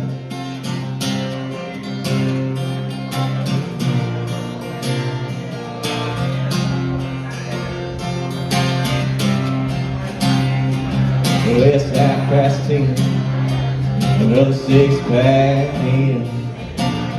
I can feel the rumble like the cold black wind. Pulls in the drive, the gravel fly. He don't know what's waiting here this time. Hey, I'm going home, going low my shotgun. We about to go without a cigarette. If he wants a fight, well now he's got one. And he ain't seen me crazy yet. He slapped my face and he shook me like a rag doll. Don't that sound like a real man? And I'm gonna show you what little girls are made of. Gunpowder and lead.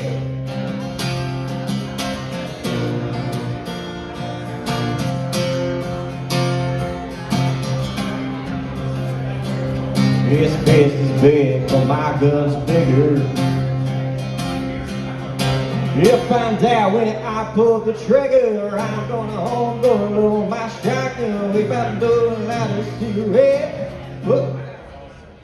You gotta learn those directions. Yeah. You gotta learn the song. You got a beautiful voice. Just give me 1 second. Yeah. Play me your favorite song. My favorite song? Verse and chorus. Yeah. You got a hell of a country voice. Thank you. Yeah.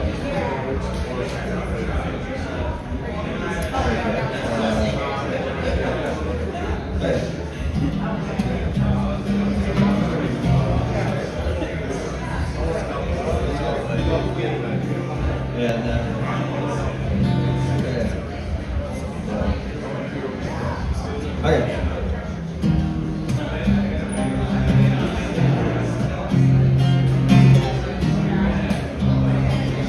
I'm trying to think of the progression. It's Talladega from Eric Church. That's my favorite one. I'm trying to think. Johnny Cash.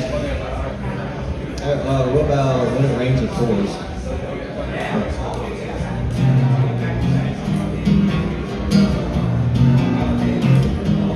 Sunday morning, she woke up quite mad.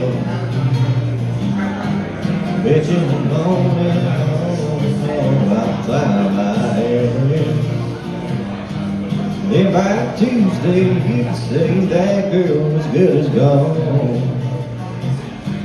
Then when Thursday came around, I was all alone.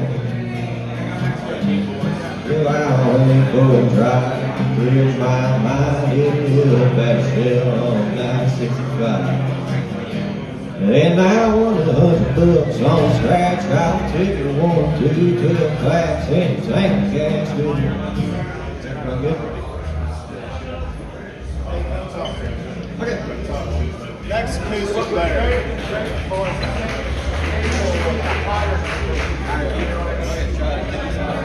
Just hold on, 10 feet. Yeah, take your off moment, someone else is going to take it.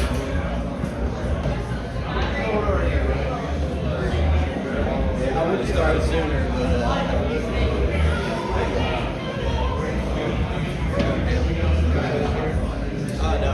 Tim? No, different Tim. Sorry.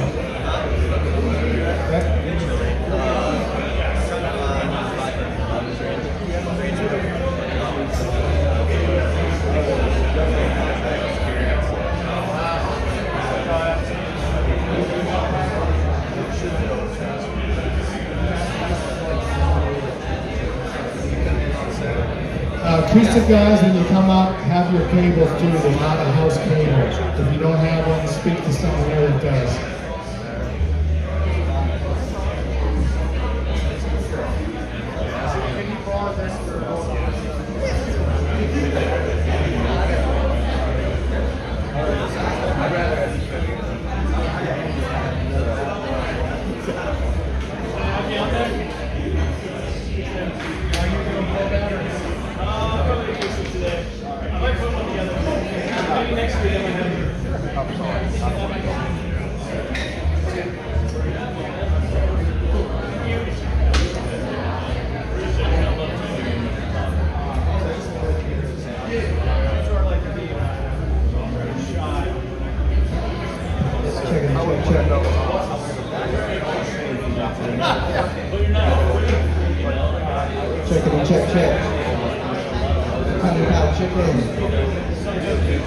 Where is this plug in?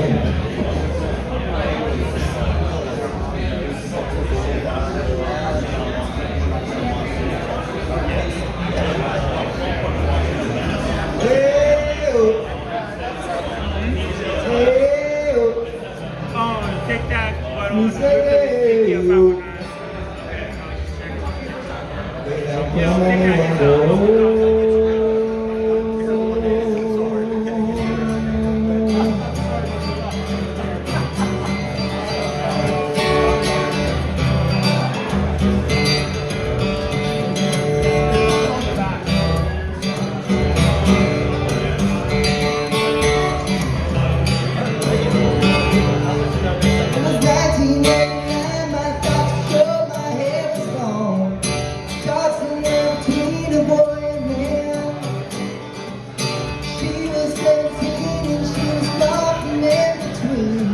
Summertime in Nashville, Tennessee, baby.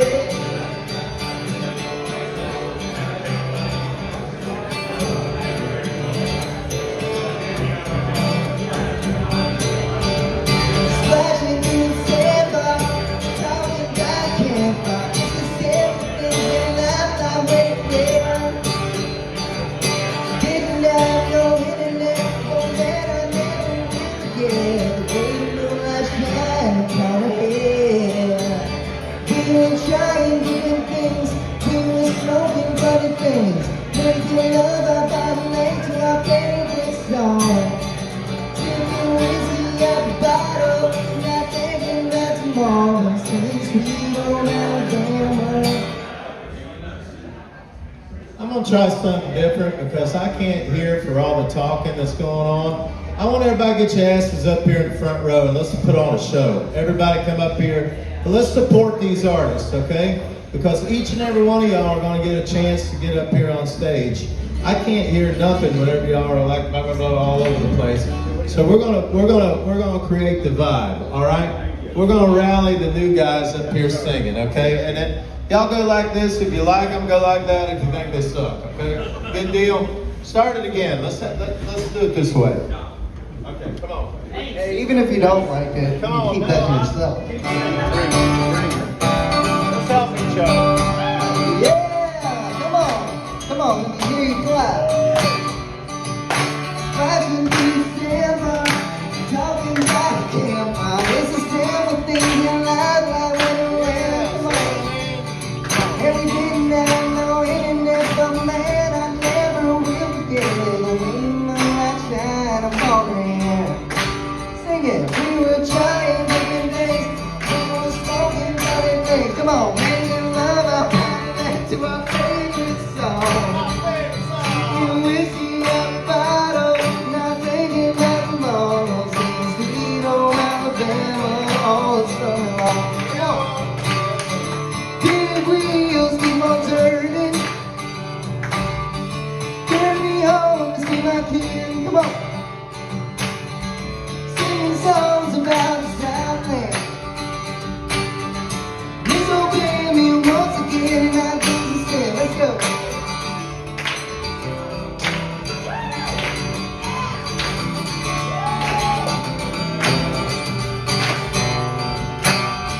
I heard Mr. Young sing about her.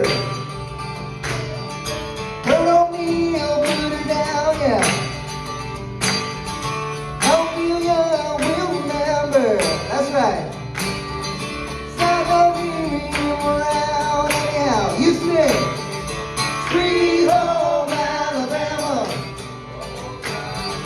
Present time, come on. Sweet home Alabama. Lord, I'm coming home to you.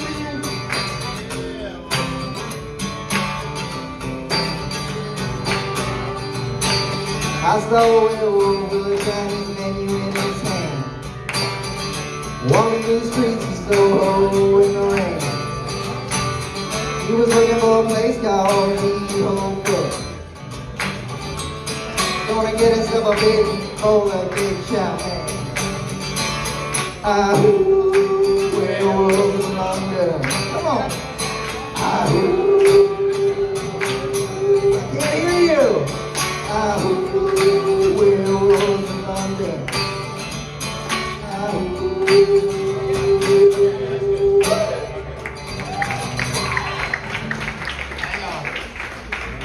I want you to go talk to Anita and see if we can get you on some acoustic stuff, okay? But do me a favor. Y'all listen up here. Don't ever run Sweet Home Alabama, Werewolves of London for a Kid Rock song because he will kick my ass if you do that. All right? Don't ever do that. All right, you come up and sing yours. Y'all give it up for him. We're going to do this and then we're going to get bands in. Tell him your name. Tell him your name, where you're from, and your social security number.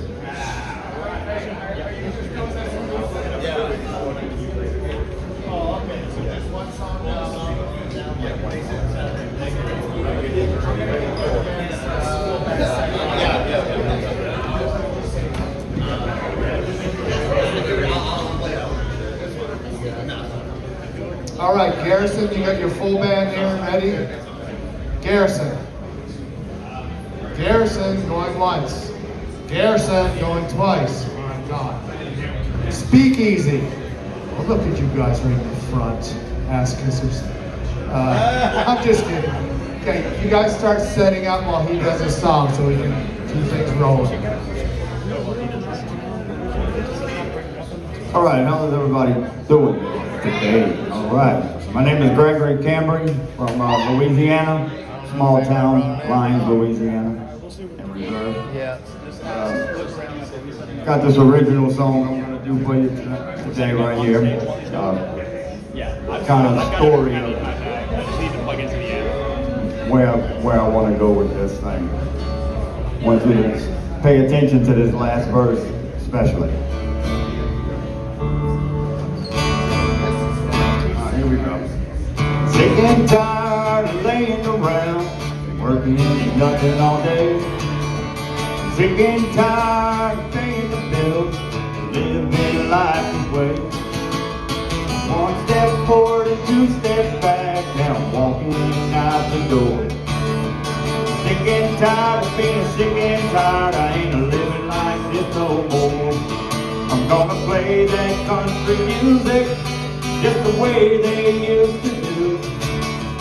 Willie, Waylon, Merle, Hank, old George Jones too. Johnny Cash, he walked the line, he sang Folsom Prison Blues. I'm sick and tired of getting sick and tired, I think I'm gonna walk the line too. Come with me, baby, let's sing a song or two. Now feel kind of way twisted, you can be my Loretta too. The Mississippi River don't look so wide when you're standing in my shoes. Said I'm sick and tired of being sick and tired, I think I'm gonna walk the line too. Now that I've made it to Nashville, I'm gonna take a good look around. I'm gonna find me a couple of good old boys who love that country sound. The sound of a fiddle and a steel guitar, cause I'm a singer with a country twang. I'm gonna play every honky tonk in town until everybody knows my name. I'm gonna play that country music just the way they used to do. Oh, Daddy, Daddy, Daddy, oh, it's old George Jones too. Johnny Cash, he walked the line, he sang Folsom Prison Blues.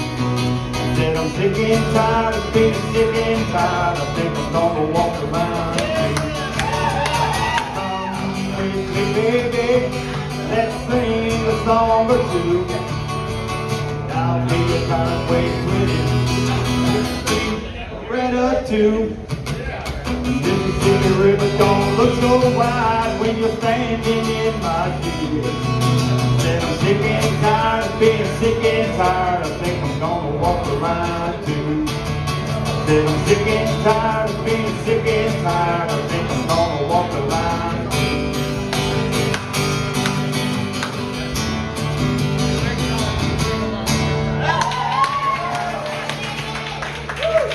Hi, Louisiana.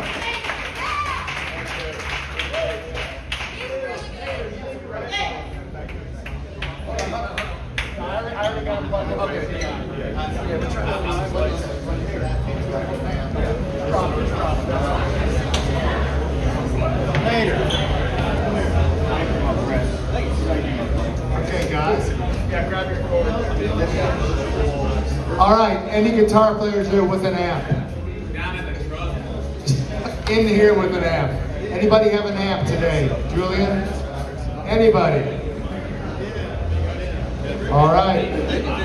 Do you have an amp today?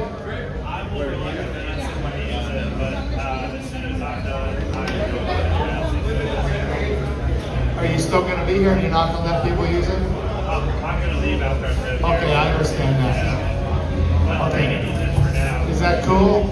All right, thank you so much. All right, we're trying to get a house amp here, so guitar players, if you got a small amp you can bring, that would really help things. All right. No, that's cool. All right, we're gonna do another acoustic while they set up. Will Getz, come on up, Will. And you need an instrument cable also, brother.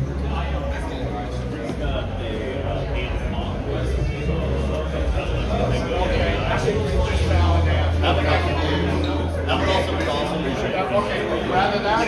Okay. Grayson, we got hey, we don't need your amp now. Hey,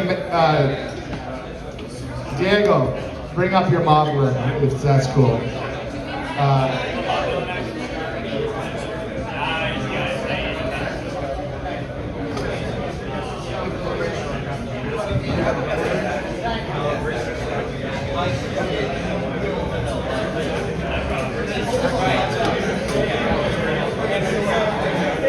Acoustic guys, bring a cable. Like, bring a cable if you bring a guitar. It makes a lot of sense. bunch of amateurs.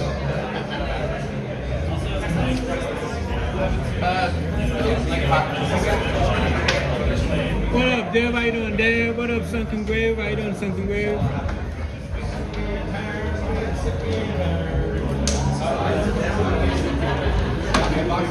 Hello, Dave. How you doing, Dave?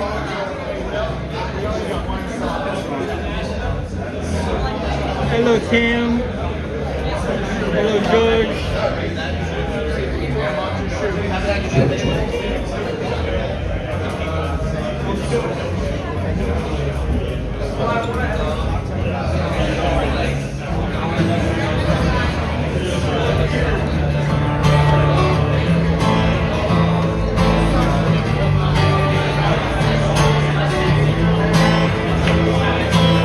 What's up, guys? My name's Will. Gonna sing some Tom Petty. Hey guys, like I said, if you want to talk, go to the back of the room. Be respectful, so when you're up here, people are not talking when you do it. Okay? Thank you. You hear that guitar out there?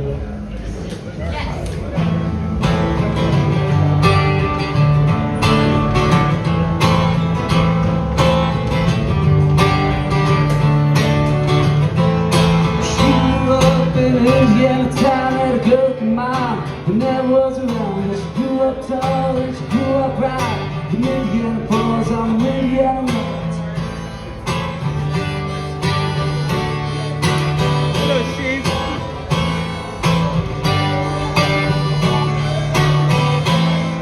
She moved down here at the age of 10. Blew the boys away, it was more than they said. I was introduced, then we first started grooving. Said to take a baby, but I gotta keep moving on. Keep moving on.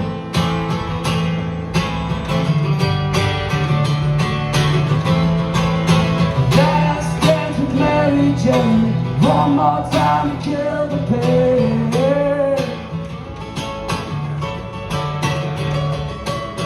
I feel summer creeping in. I'm tired of this town again.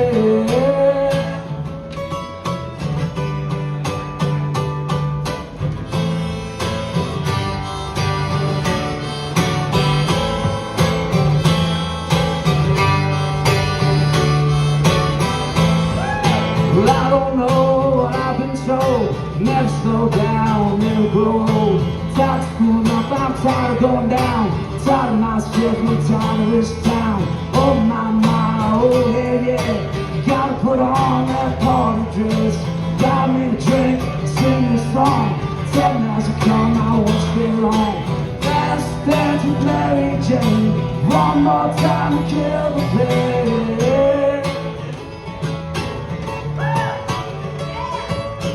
I feel summer creeping in. I'm tired of this town again.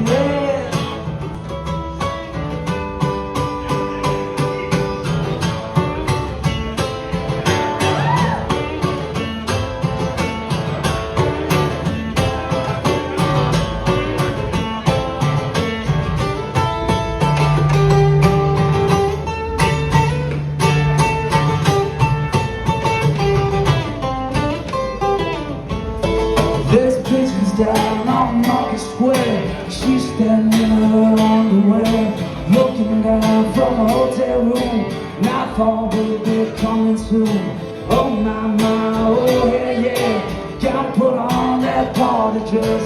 Too cold to cry when I woke alone. Hit the last number, I walked to the road. Last dance with Mary Jane. One more time to kill the pain.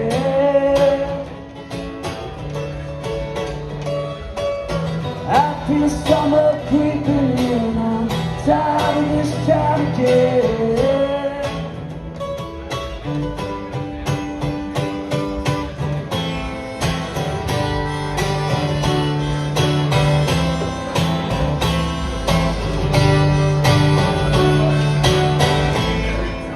Thank you.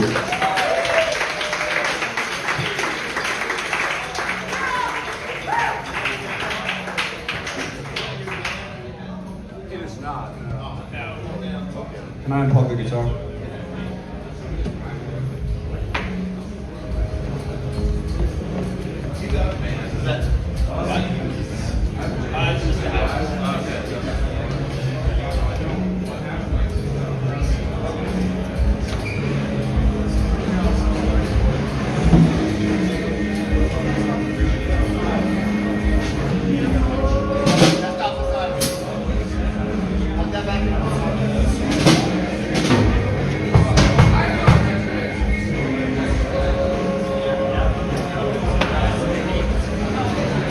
Yeah. Tell me about it. I'm outside all day. Yeah. Yeah.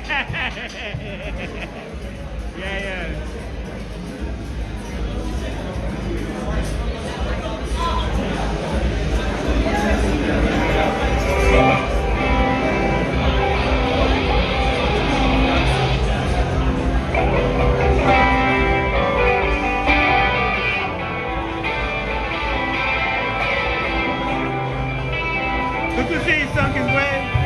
What up, Lance?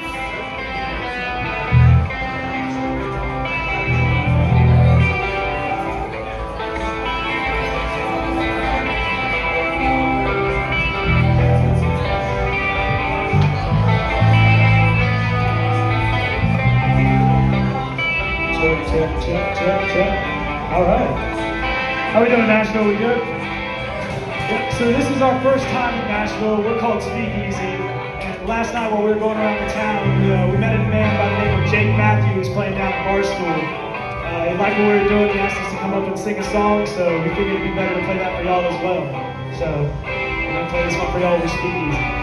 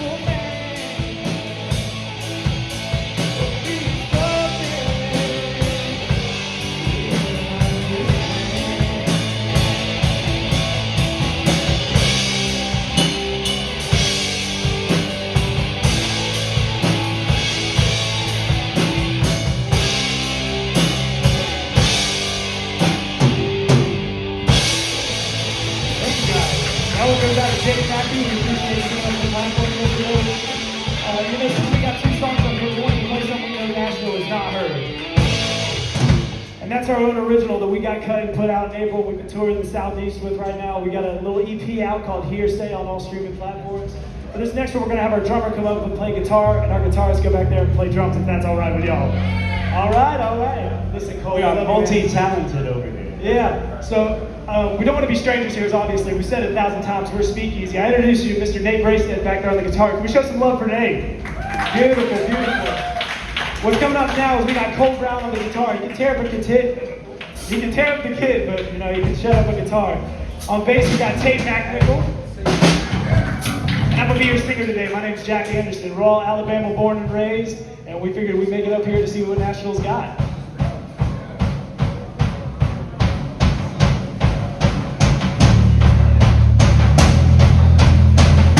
Once again, we've got an EP out right now. This one's called Jane. It's very near and dear to our hearts. It's one of the most fun we have playing. We were lucky enough to play at the Tootsies this past Saturday. So hopefully y'all can see the same love we were able to see there.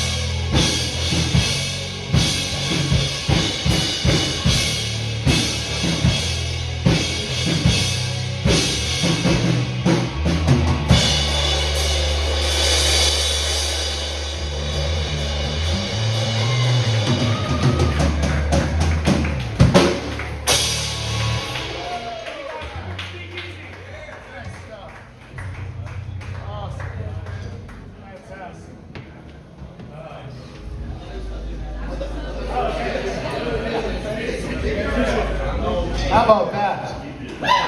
Awesome. Okay, we're going to do an acoustic while Garrison's band sets up. Okay, so Garrison's band, come on up here. An acoustic, we've got Alex Allen. Is that correct? Yeah, we always pass them out. Alex Allen. People to know what show they saw. Yeah, are you here? What's up? Okay, are you listening? Then I just said get up here. Wow, I want what he's on. Yes, sir. Do you have any more? That's fun. Good luck to you. Hey, say, are you? No. Okay, go ahead. Bring a cable too, Alex. All right, today. You're learning. Slowly but surely. Oh, you're almost ready to leave the nest. No kick me out. I hope it flies.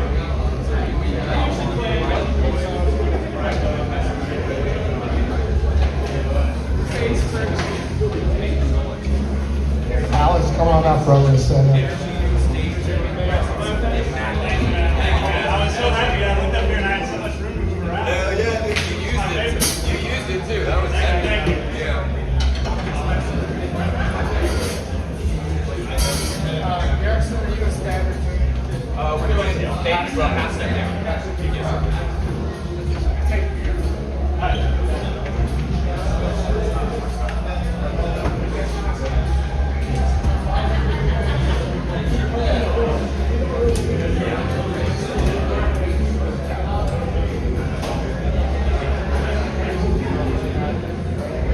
Check 1, 2, check.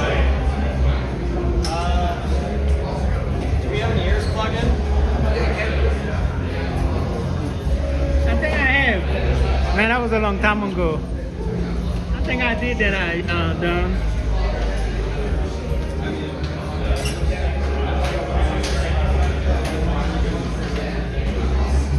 Wow, time flies. You know it won't be on me.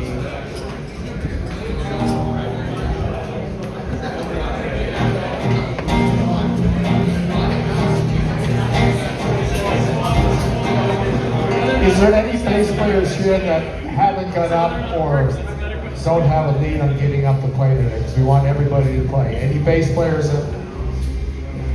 Are you going to play today? You're already with 2 of them? Okay. Any other bass players that haven't done a gig today? Here. All right. So stuck with me.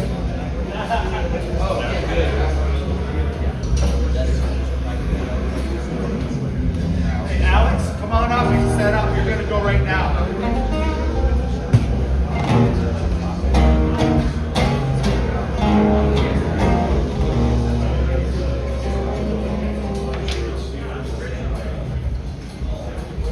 How we doing out there, y'all? Yeah? Happy to be here with you. There's been some awesome acts. Alex he's gonna crush it on acoustic while we're setting up.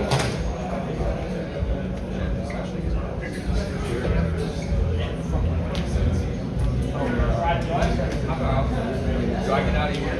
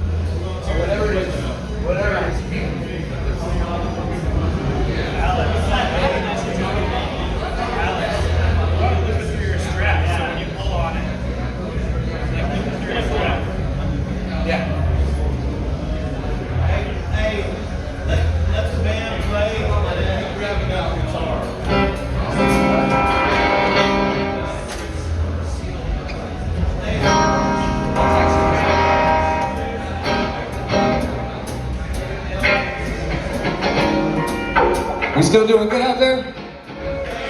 Right on, right on. We're gonna have a lot of fun. You guys are too funny. I don't even know if I have that video.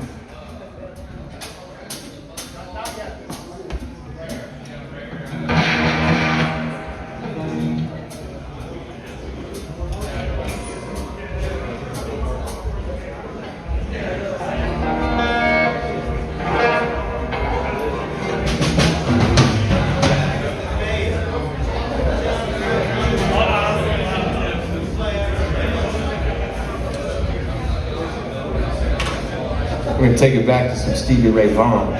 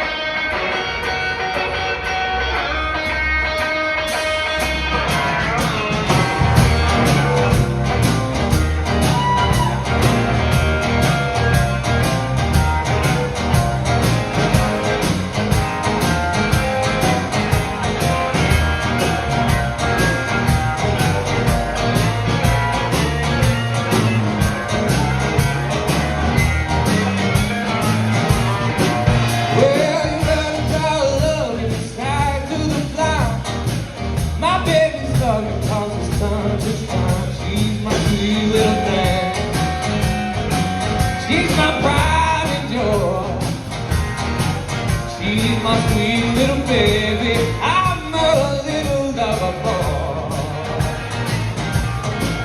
Yeah, I love my baby, my heart and soul. Love like I want to go. She's my sweet little baby. She's my pride and joy. She's my sweet little baby. I'm a little lover boy. That's right. Yeah, I love my baby, long and lean. You mess with her, you'll see a man just me. She's my sweet little baby. Yeah, she's my pride and joy. She's my sweet little baby. I'm a little lover boy. Take it away, boy.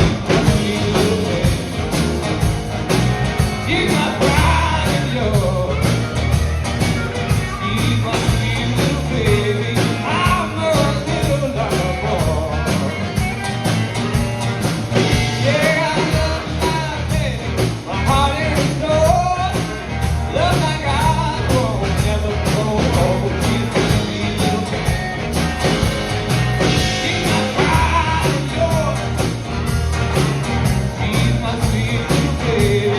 I'm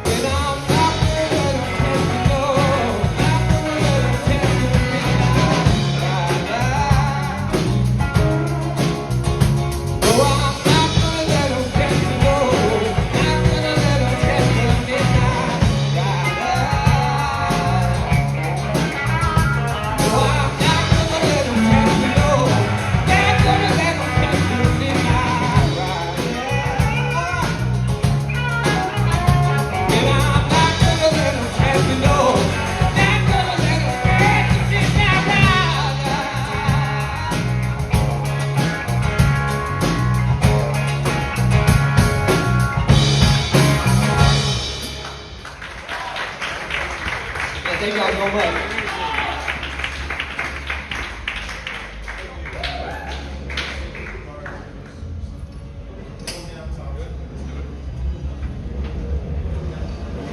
Good job, Derek.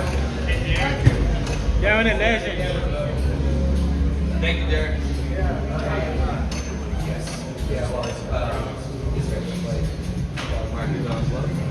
Are we muted?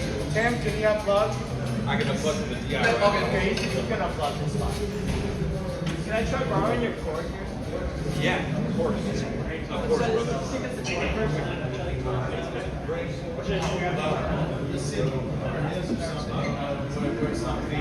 Harrison School, I got a guitar.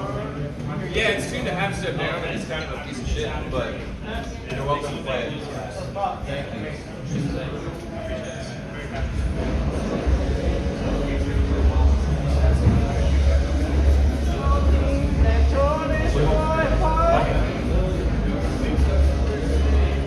Should have had 2 state rings.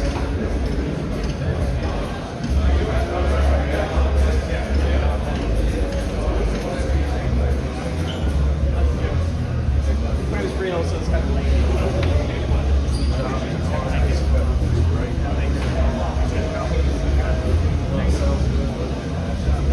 Can he use your guitar to play the song? And then we'll get that other band set up behind that way I can listen to you. You have nylon strings? Some nylon, I know. The Willie, yeah. So how many songs? Hey! Have you got a bass player? Yeah, we do. Stefan. How many songs? That's Kid Rock. Yeah, we have pictures back here. We have 2025. Hey, before you do your thing, come move your stuff over. I don't know how many songs are Just so you said facts. Like, just get this shit over.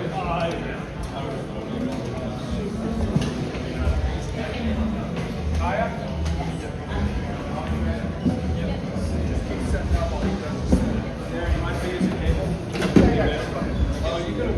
Not just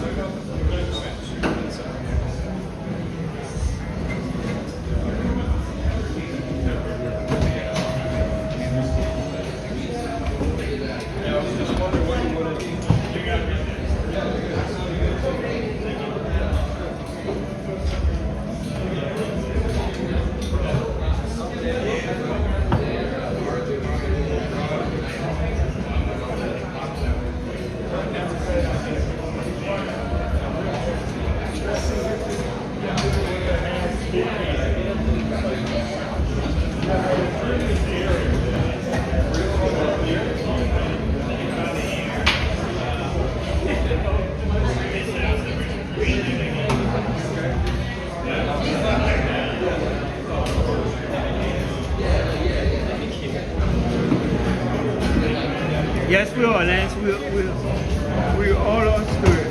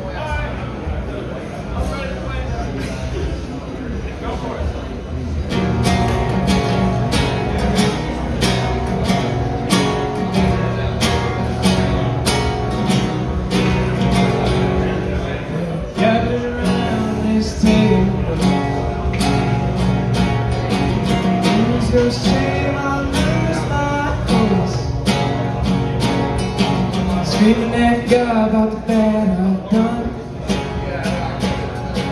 Mama tried, but the prince still won. Yeah, your transgressions are mine as well. And it grows in my bones if you could not tell. But I'll find comfort in bad company. Lord, forgive us for boys and men. 'Cause we're having all night to fight. Someone called the women and someone still the body. It's what to save my spot. Baptize me in the bottom of the beat, put Johnny on the fire.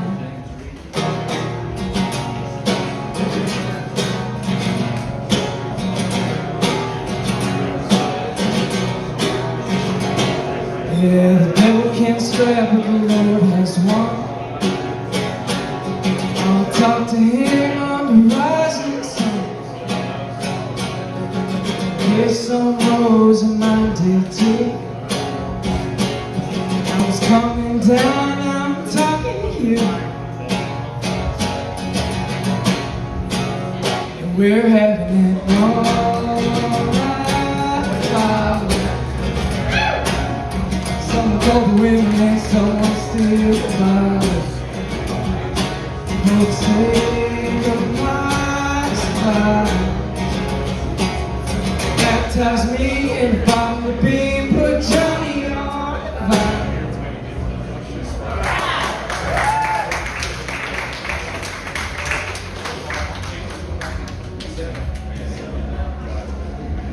Oh, good? Yep.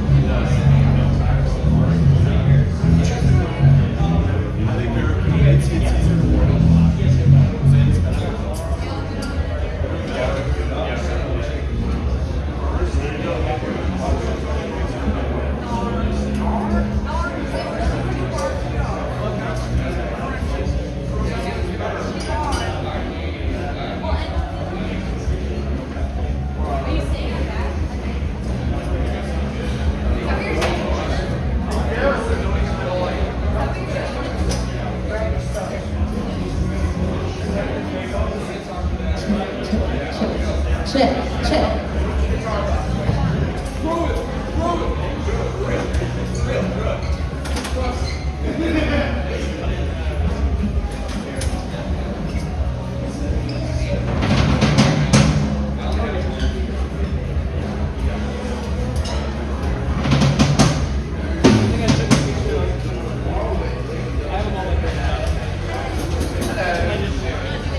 Oh, you're not doing yours?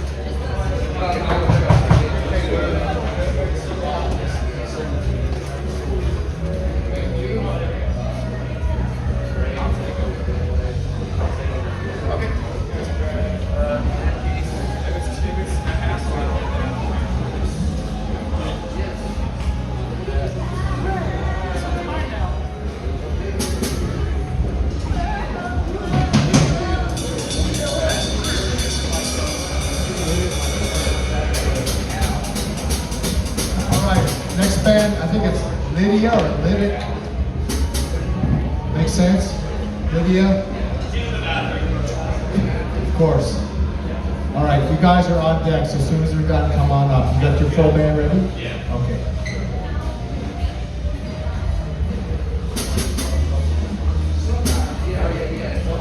Hey, Tim. Sir. Just so you know, I'm going through Rex. Oh, you are? So, yeah, it's supposed to Hello, man. It's been a while. How you doing, buddy? Good to see you.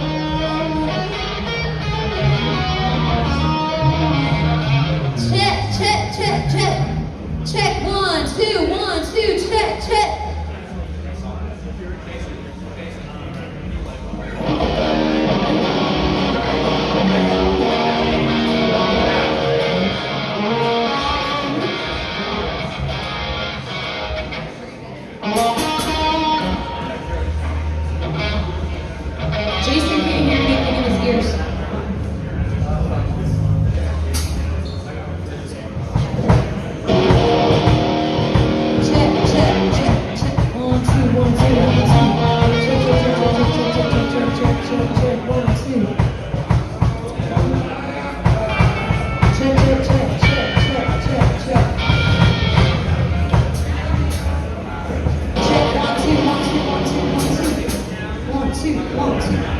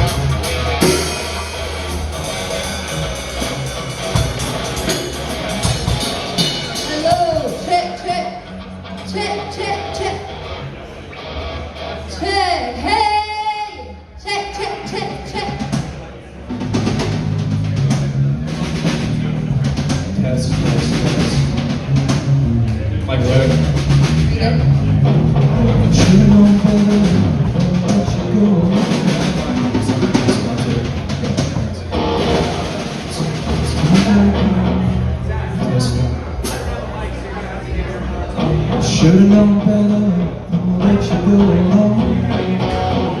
This one, it's still staying in my ears. Yeah. Yeah, it's, we love playing that.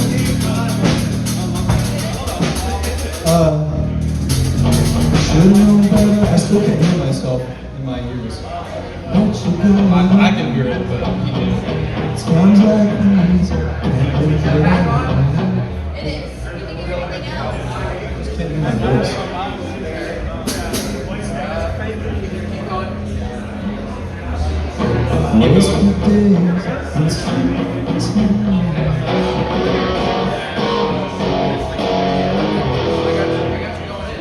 That's so weird. I knew it.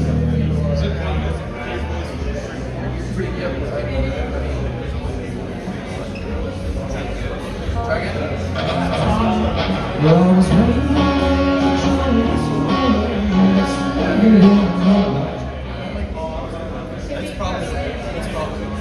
Yeah, I mean, I got you up. I don't know, that's weird.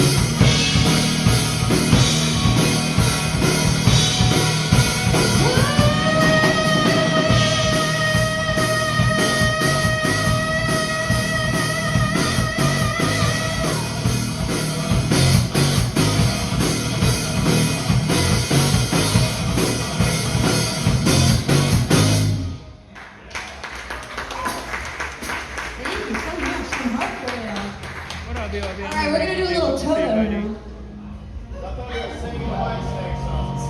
A Whitesnake song. We didn't prepare that, but we do it sometimes. That was his mic check. Yeah. We haven't played it in a while though. We can do it next time. Next time. Next time, we'll do that.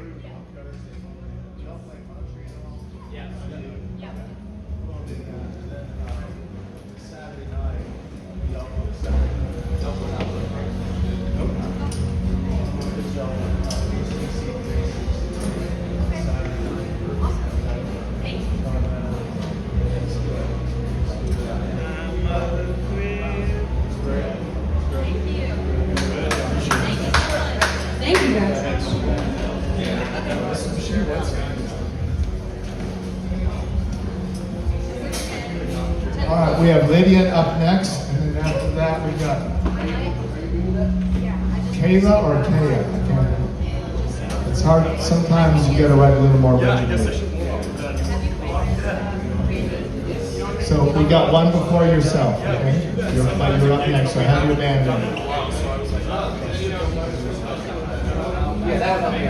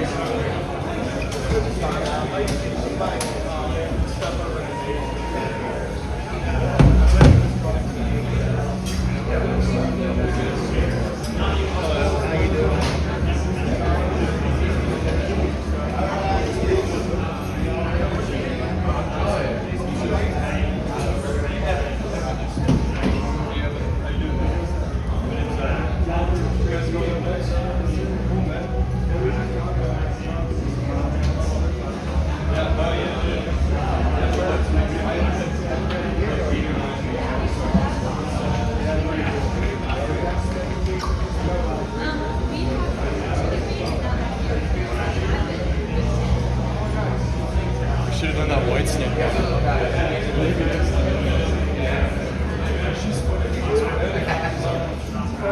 I can sing all this.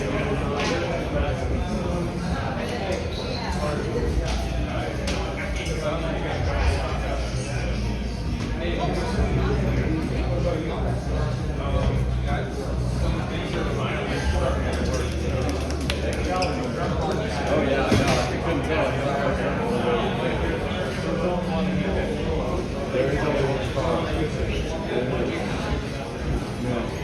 Thank you. Brad? Yeah.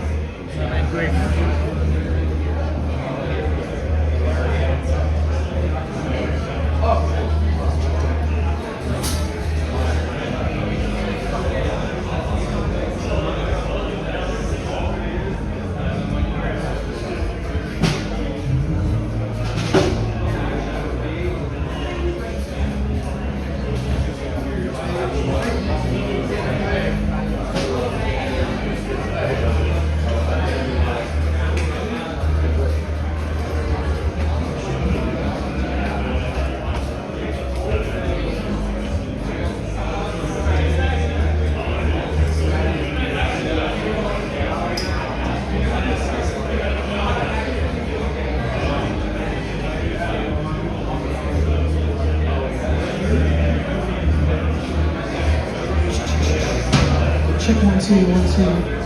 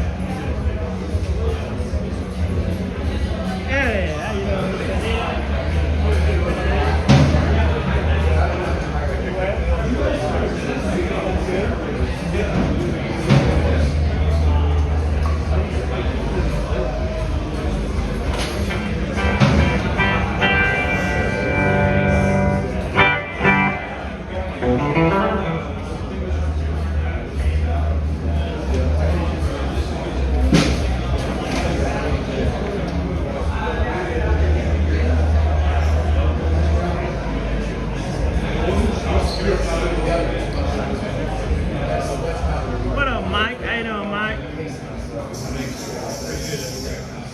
Yeah, it sounds too cool off here. I'm loving it. Hope you stay like that.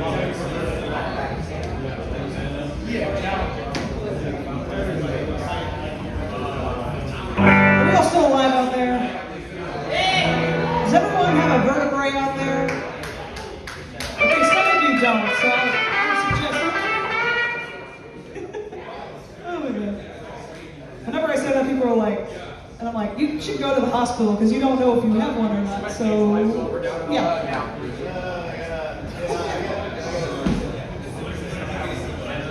Oh, I'm sorry.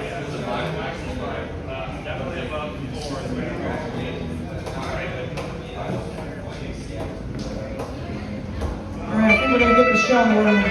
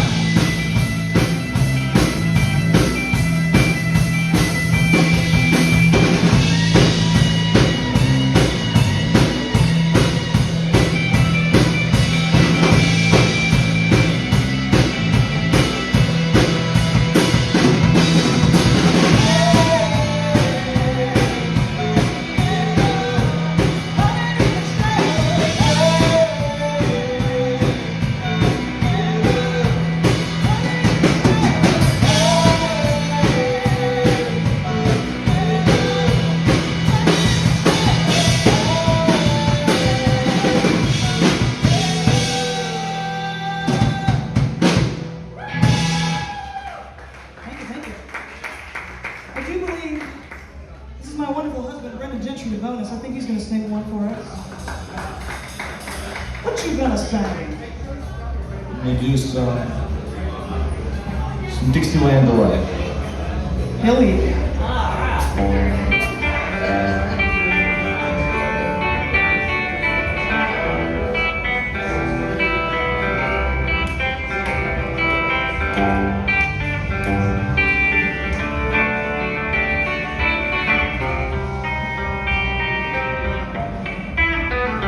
Roll down the backwood, Tennessee byway. One arm on the wheel. Oh, my lover with the other. Sweet, soft southern girl. Worked hard all week, got a jingle on the Tennessee Saturday night. Feel better, I'm together. My Dixieland life. Spend my dollar on coffee down the moonlight. For a time, love you. If you love it, all makes it right. It's my life. Oh, right.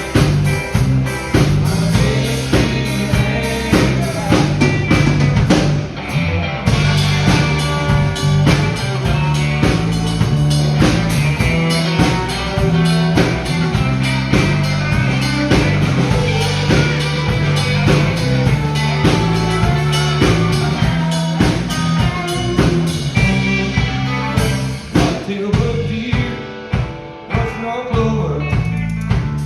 Till I'm sitting on a limb. Turn your brown on, look me over. Free and feeling in the wind.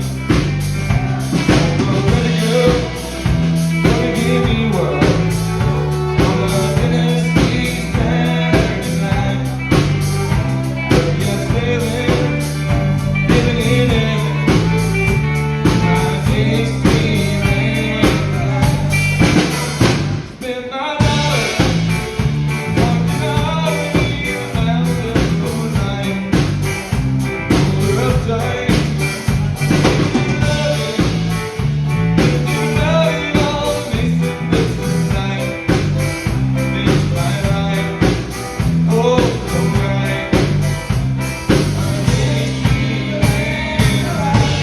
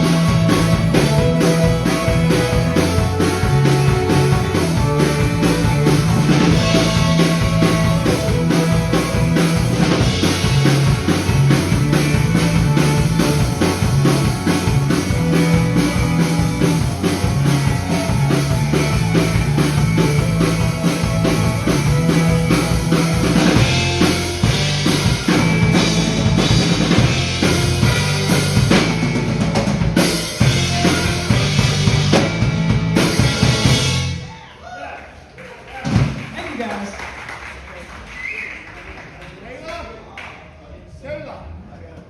Get your bag. Homogeneous, what did he say? A homogeneous place. What up, George? Good to see you, George. George is my friend, guys. He support me here on Honky Tonk, and he also support me at Rippy 519.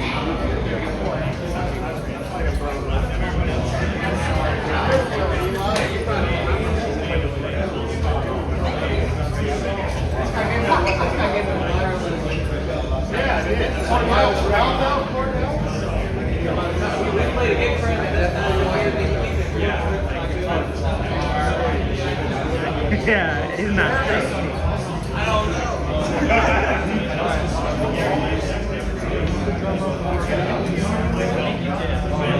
George, are you fake?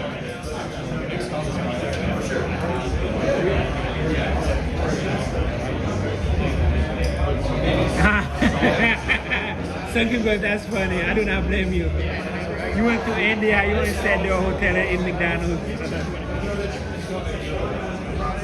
So much for the cultural difference. Auditions is so much for the cultural experience. I am not mad at you, man. There's some places if I visit, I might just do that. Stay in the hotel and look through the window.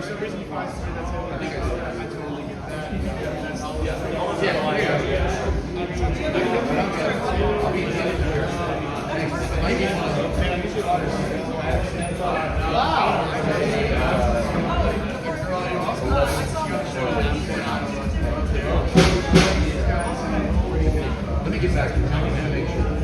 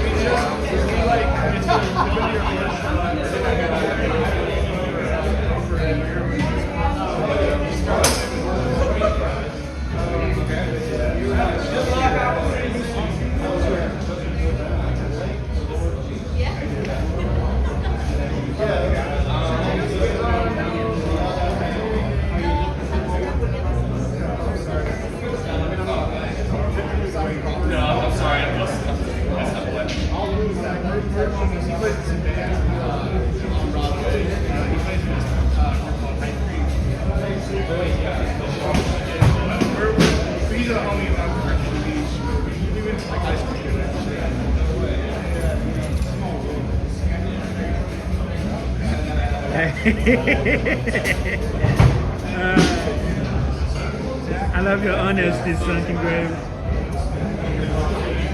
Yeah, that's not my thing.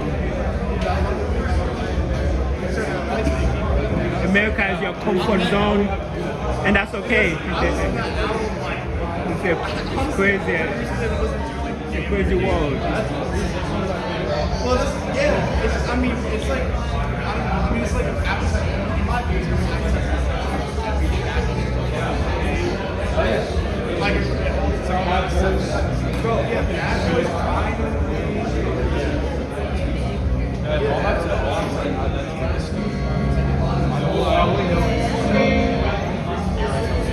Bro, you probably knew what I think about knowledge. You like Jeffrey saw and you're like, oh,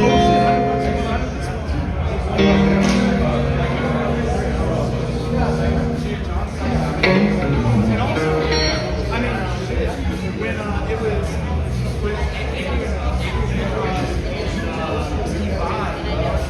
that was another iconic too. Those two together, yeah, early 90s, early 80s.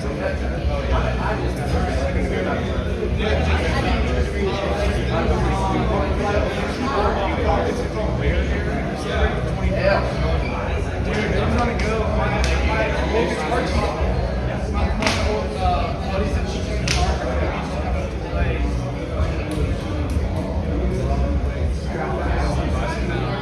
No, I see that. Hey, Greg, what kind of get up out there? I'm really good. I know they haven't requested to go. That's like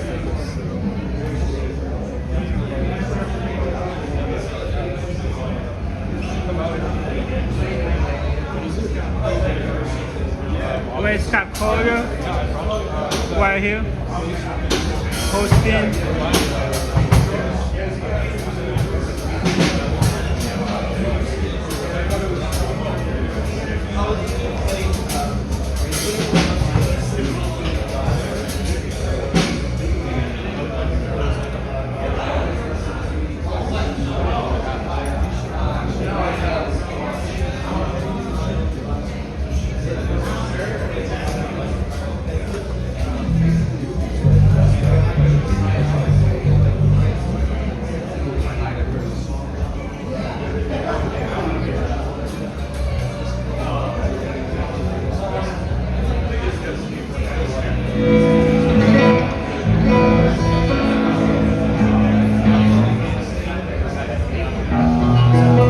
Okay, Jeff, I will.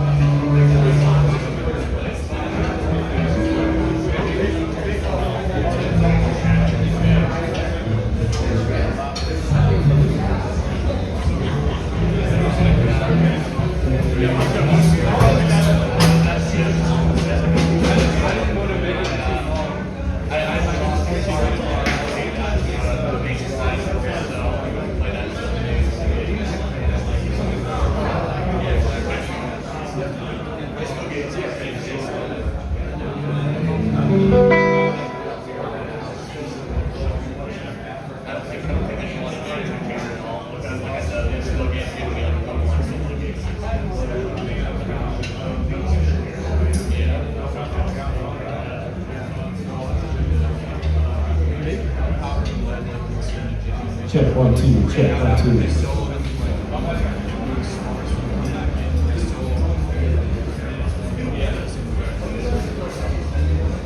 Check. Jeff, does he know you?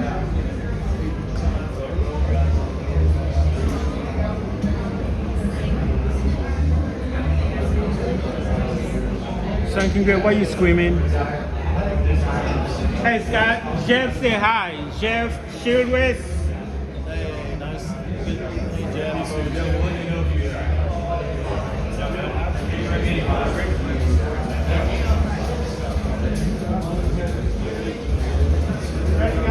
We got a couple more people to go.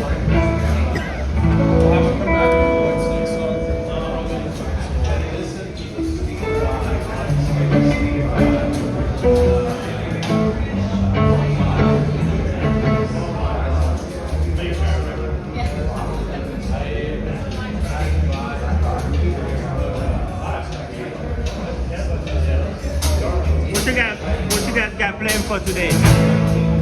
What you guys doing? Some people are not living in the USA.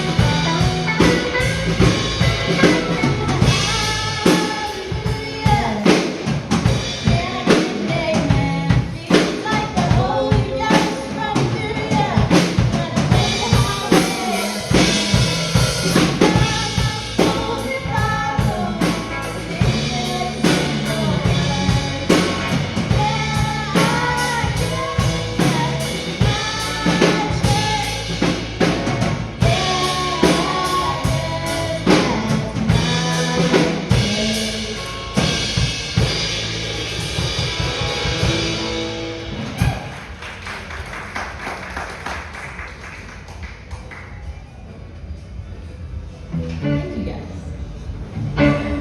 Next song we're gonna do a little of the Chips. There's Your Trouble.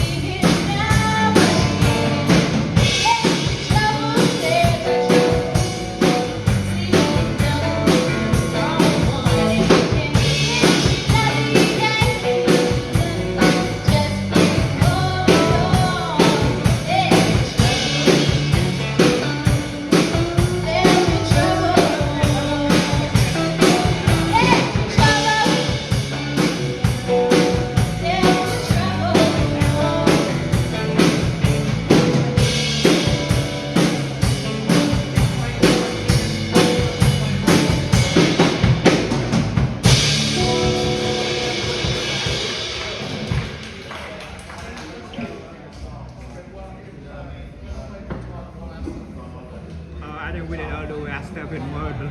When you say you got cut up in it, murder. What do you watch? Law and Order? Oh no, Law and Crime. Is that what you watch?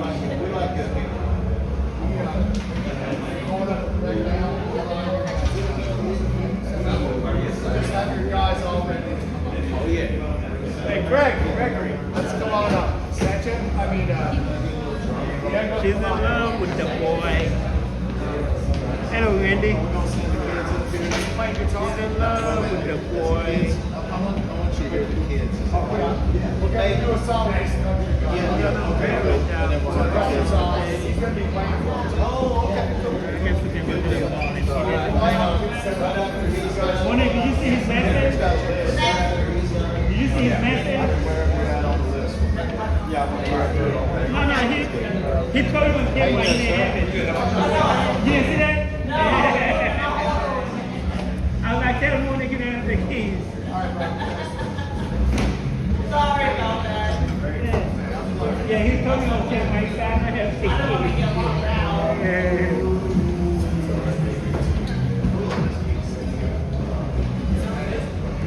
How many fucking space did you take?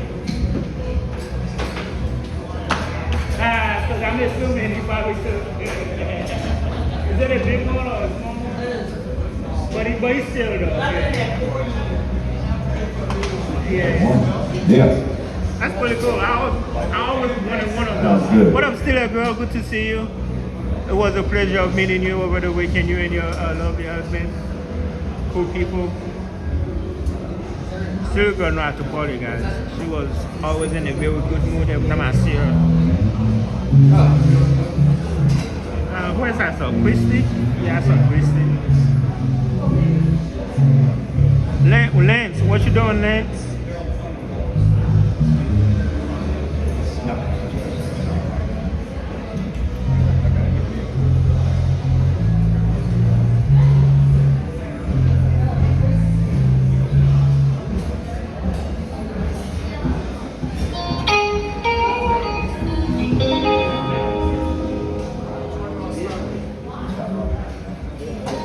interesting.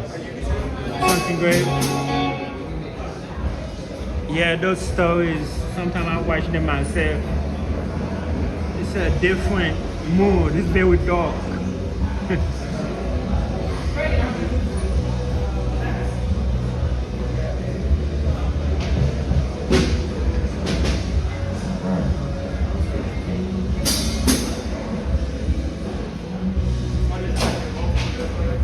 Yes. Check 1, 2, 1, 1, 1. Check 1, 2. Oh yeah, pretty cool. I'm glad you get to see Sammy. Yes. Pretty cool. Good band. Sammy on Tennessee Strings.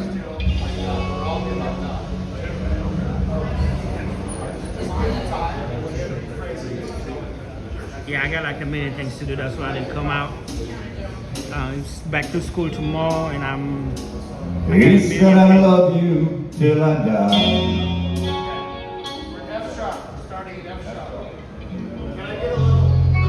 Man's got a voice.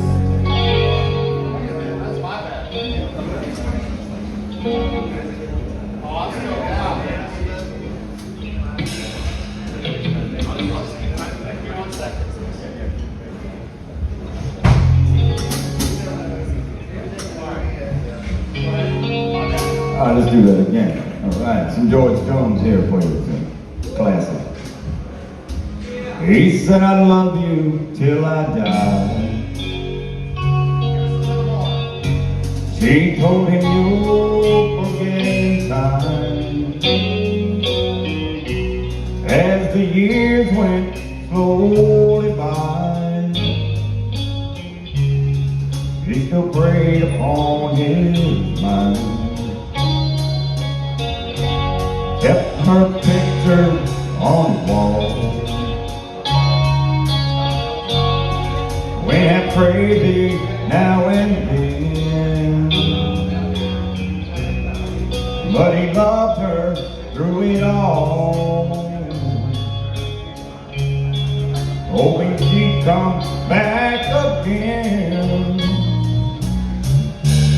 Kept love letters by his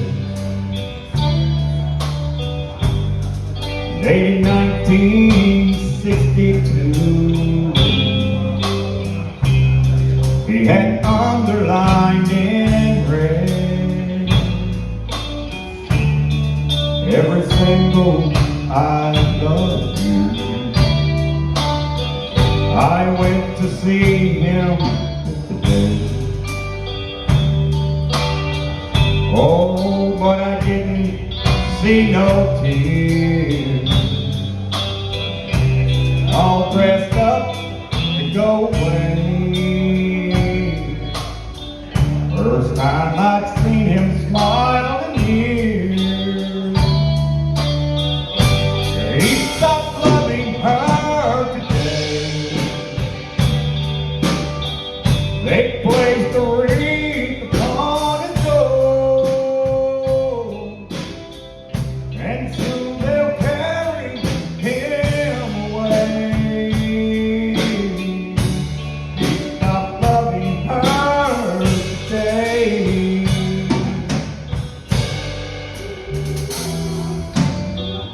You know, she came by to see me one last time. Oh, we all wondered if you would. And it kept running through my mind. This time, you go to her for good. He stopped loving her today. They placed a wreath upon his door, and soon they'll carry him away.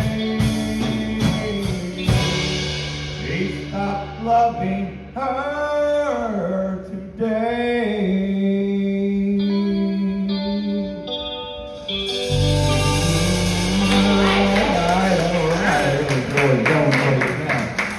Thank you. Now we're gonna do that. Pulse one. Here we gotta get rolling. Okay. We gotta get rolling. Come on, wait. Thank you, thank you, thank you, Scott.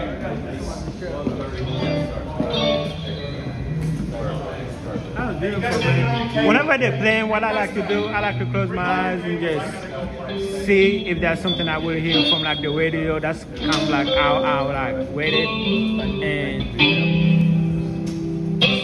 if it sounds like something I could hear from the radio, it's like legit. You understand what I'm saying? What up, George?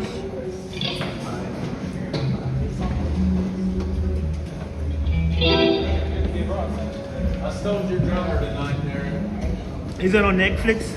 I'm gonna look it up something good, man. That's a crazy story. You say even with the evidence, she still got a mid-trial on the first one, and the second one was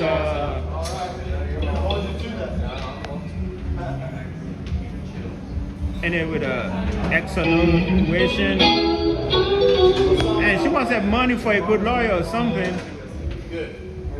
You know what they say? It's not what she did; it's what they can, what she can prove.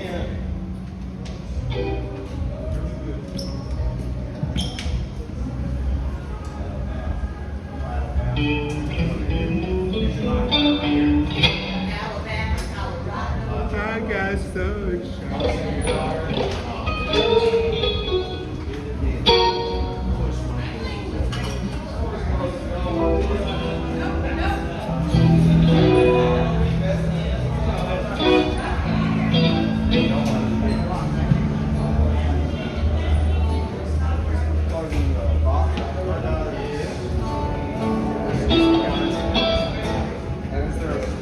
yeah, you know how it is, money. Kind of like Diddy's situation. With all that stuff he been accused of, I think he's only gonna be doing 4 or 5 years.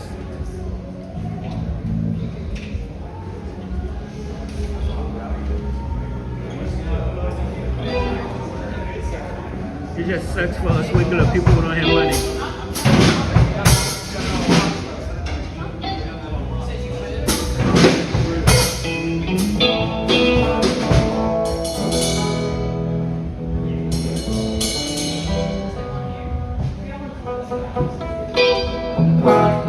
What was Alan Jackson's situation? What was his story? Hello. Mic check. Yes.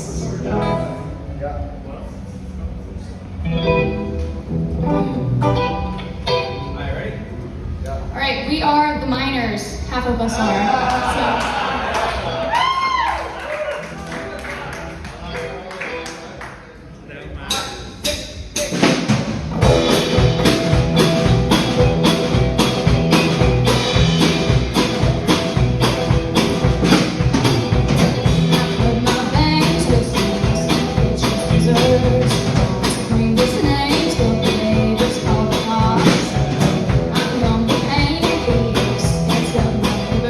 So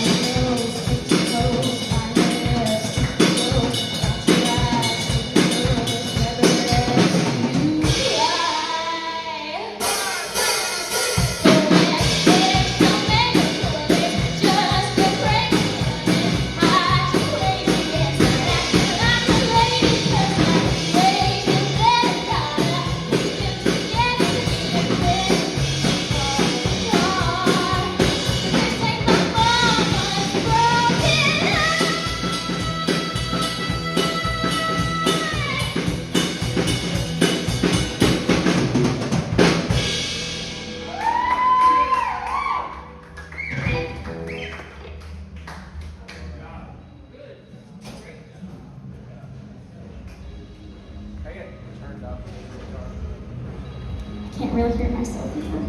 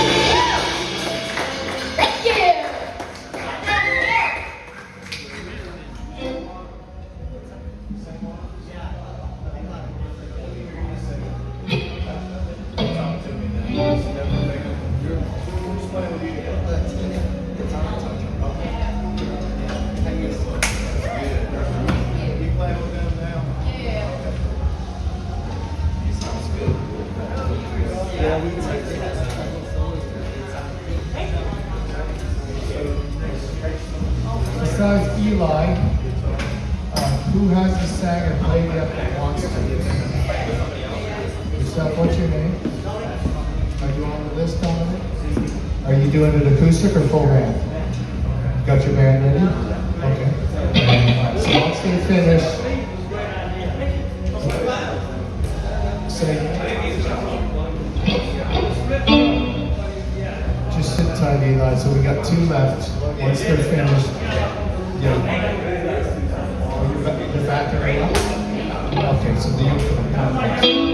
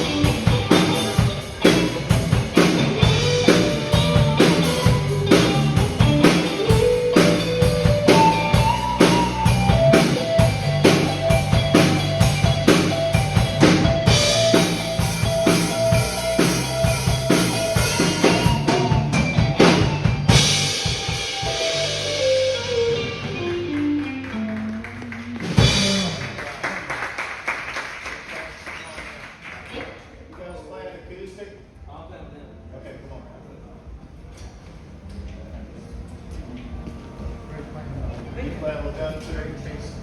Yeah, I was gonna have him on the drums, but either, I mean, anybody's fine. I got I got your name, I don't got your number. Oh, Yeah, plug in. I'll choose your phone number, would you? Yeah, you're gonna be good. I see you, I mean. Yeah, thank you. Yeah, right here. You gonna play lead guitar for them? Yeah, yeah. Okay. All right, cool.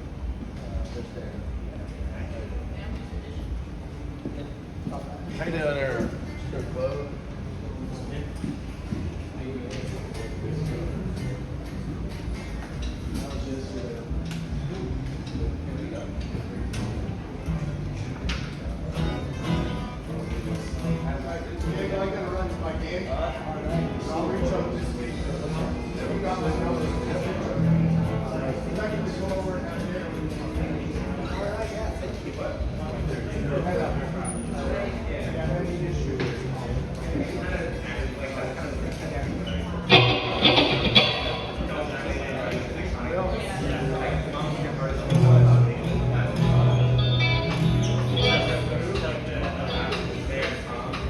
Test, there we go. All right. How we doing out there, y'all? Oh, come on, those weak as hell. It ain't that late, y'all. So how we doing today?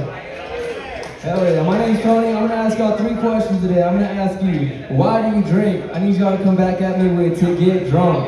After that, I'm gonna ask you, why do you roll smoke? Y'all can go ahead and come back at me with to get high. And then I'm gonna ask you, why must you live out those songs that you wrote? Y'all can say whatever the hell you want after that. But I'm gonna give it a shot real quick. If I said, why do you drink? What are you gonna say? Oh, come on now. I said, why do you drink? I said, why do you roll smoke? I said, why must you live out the songs that you wrote?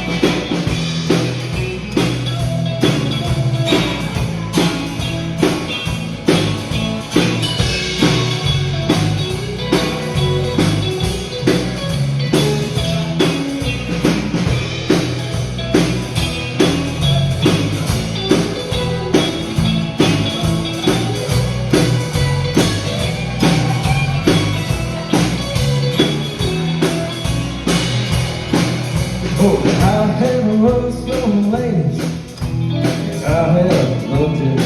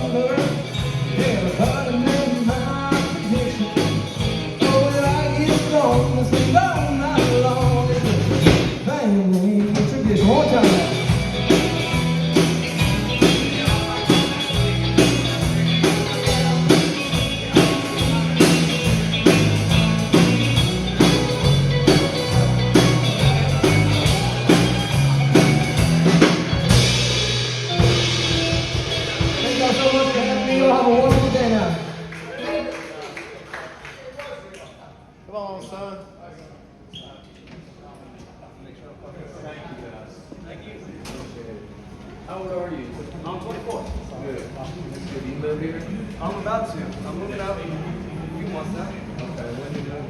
But we were going to do it next October, but we're probably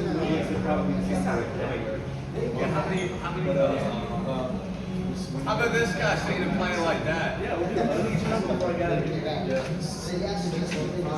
Yeah, we can perform good. If I made my prediction.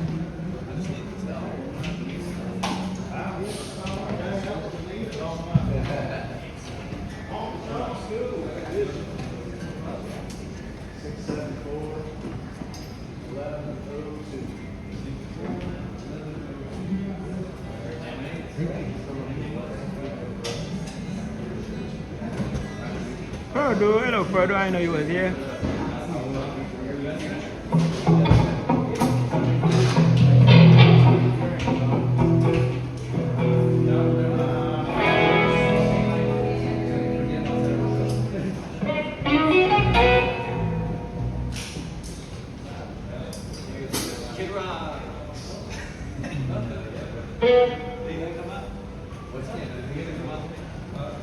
Check, check. Kid Rock's Honky Tonk, thank you for waiting around all day with us and hanging out. Thank you for letting me get up here and do a song. This is a little Michael J. Fox original. Oh yeah.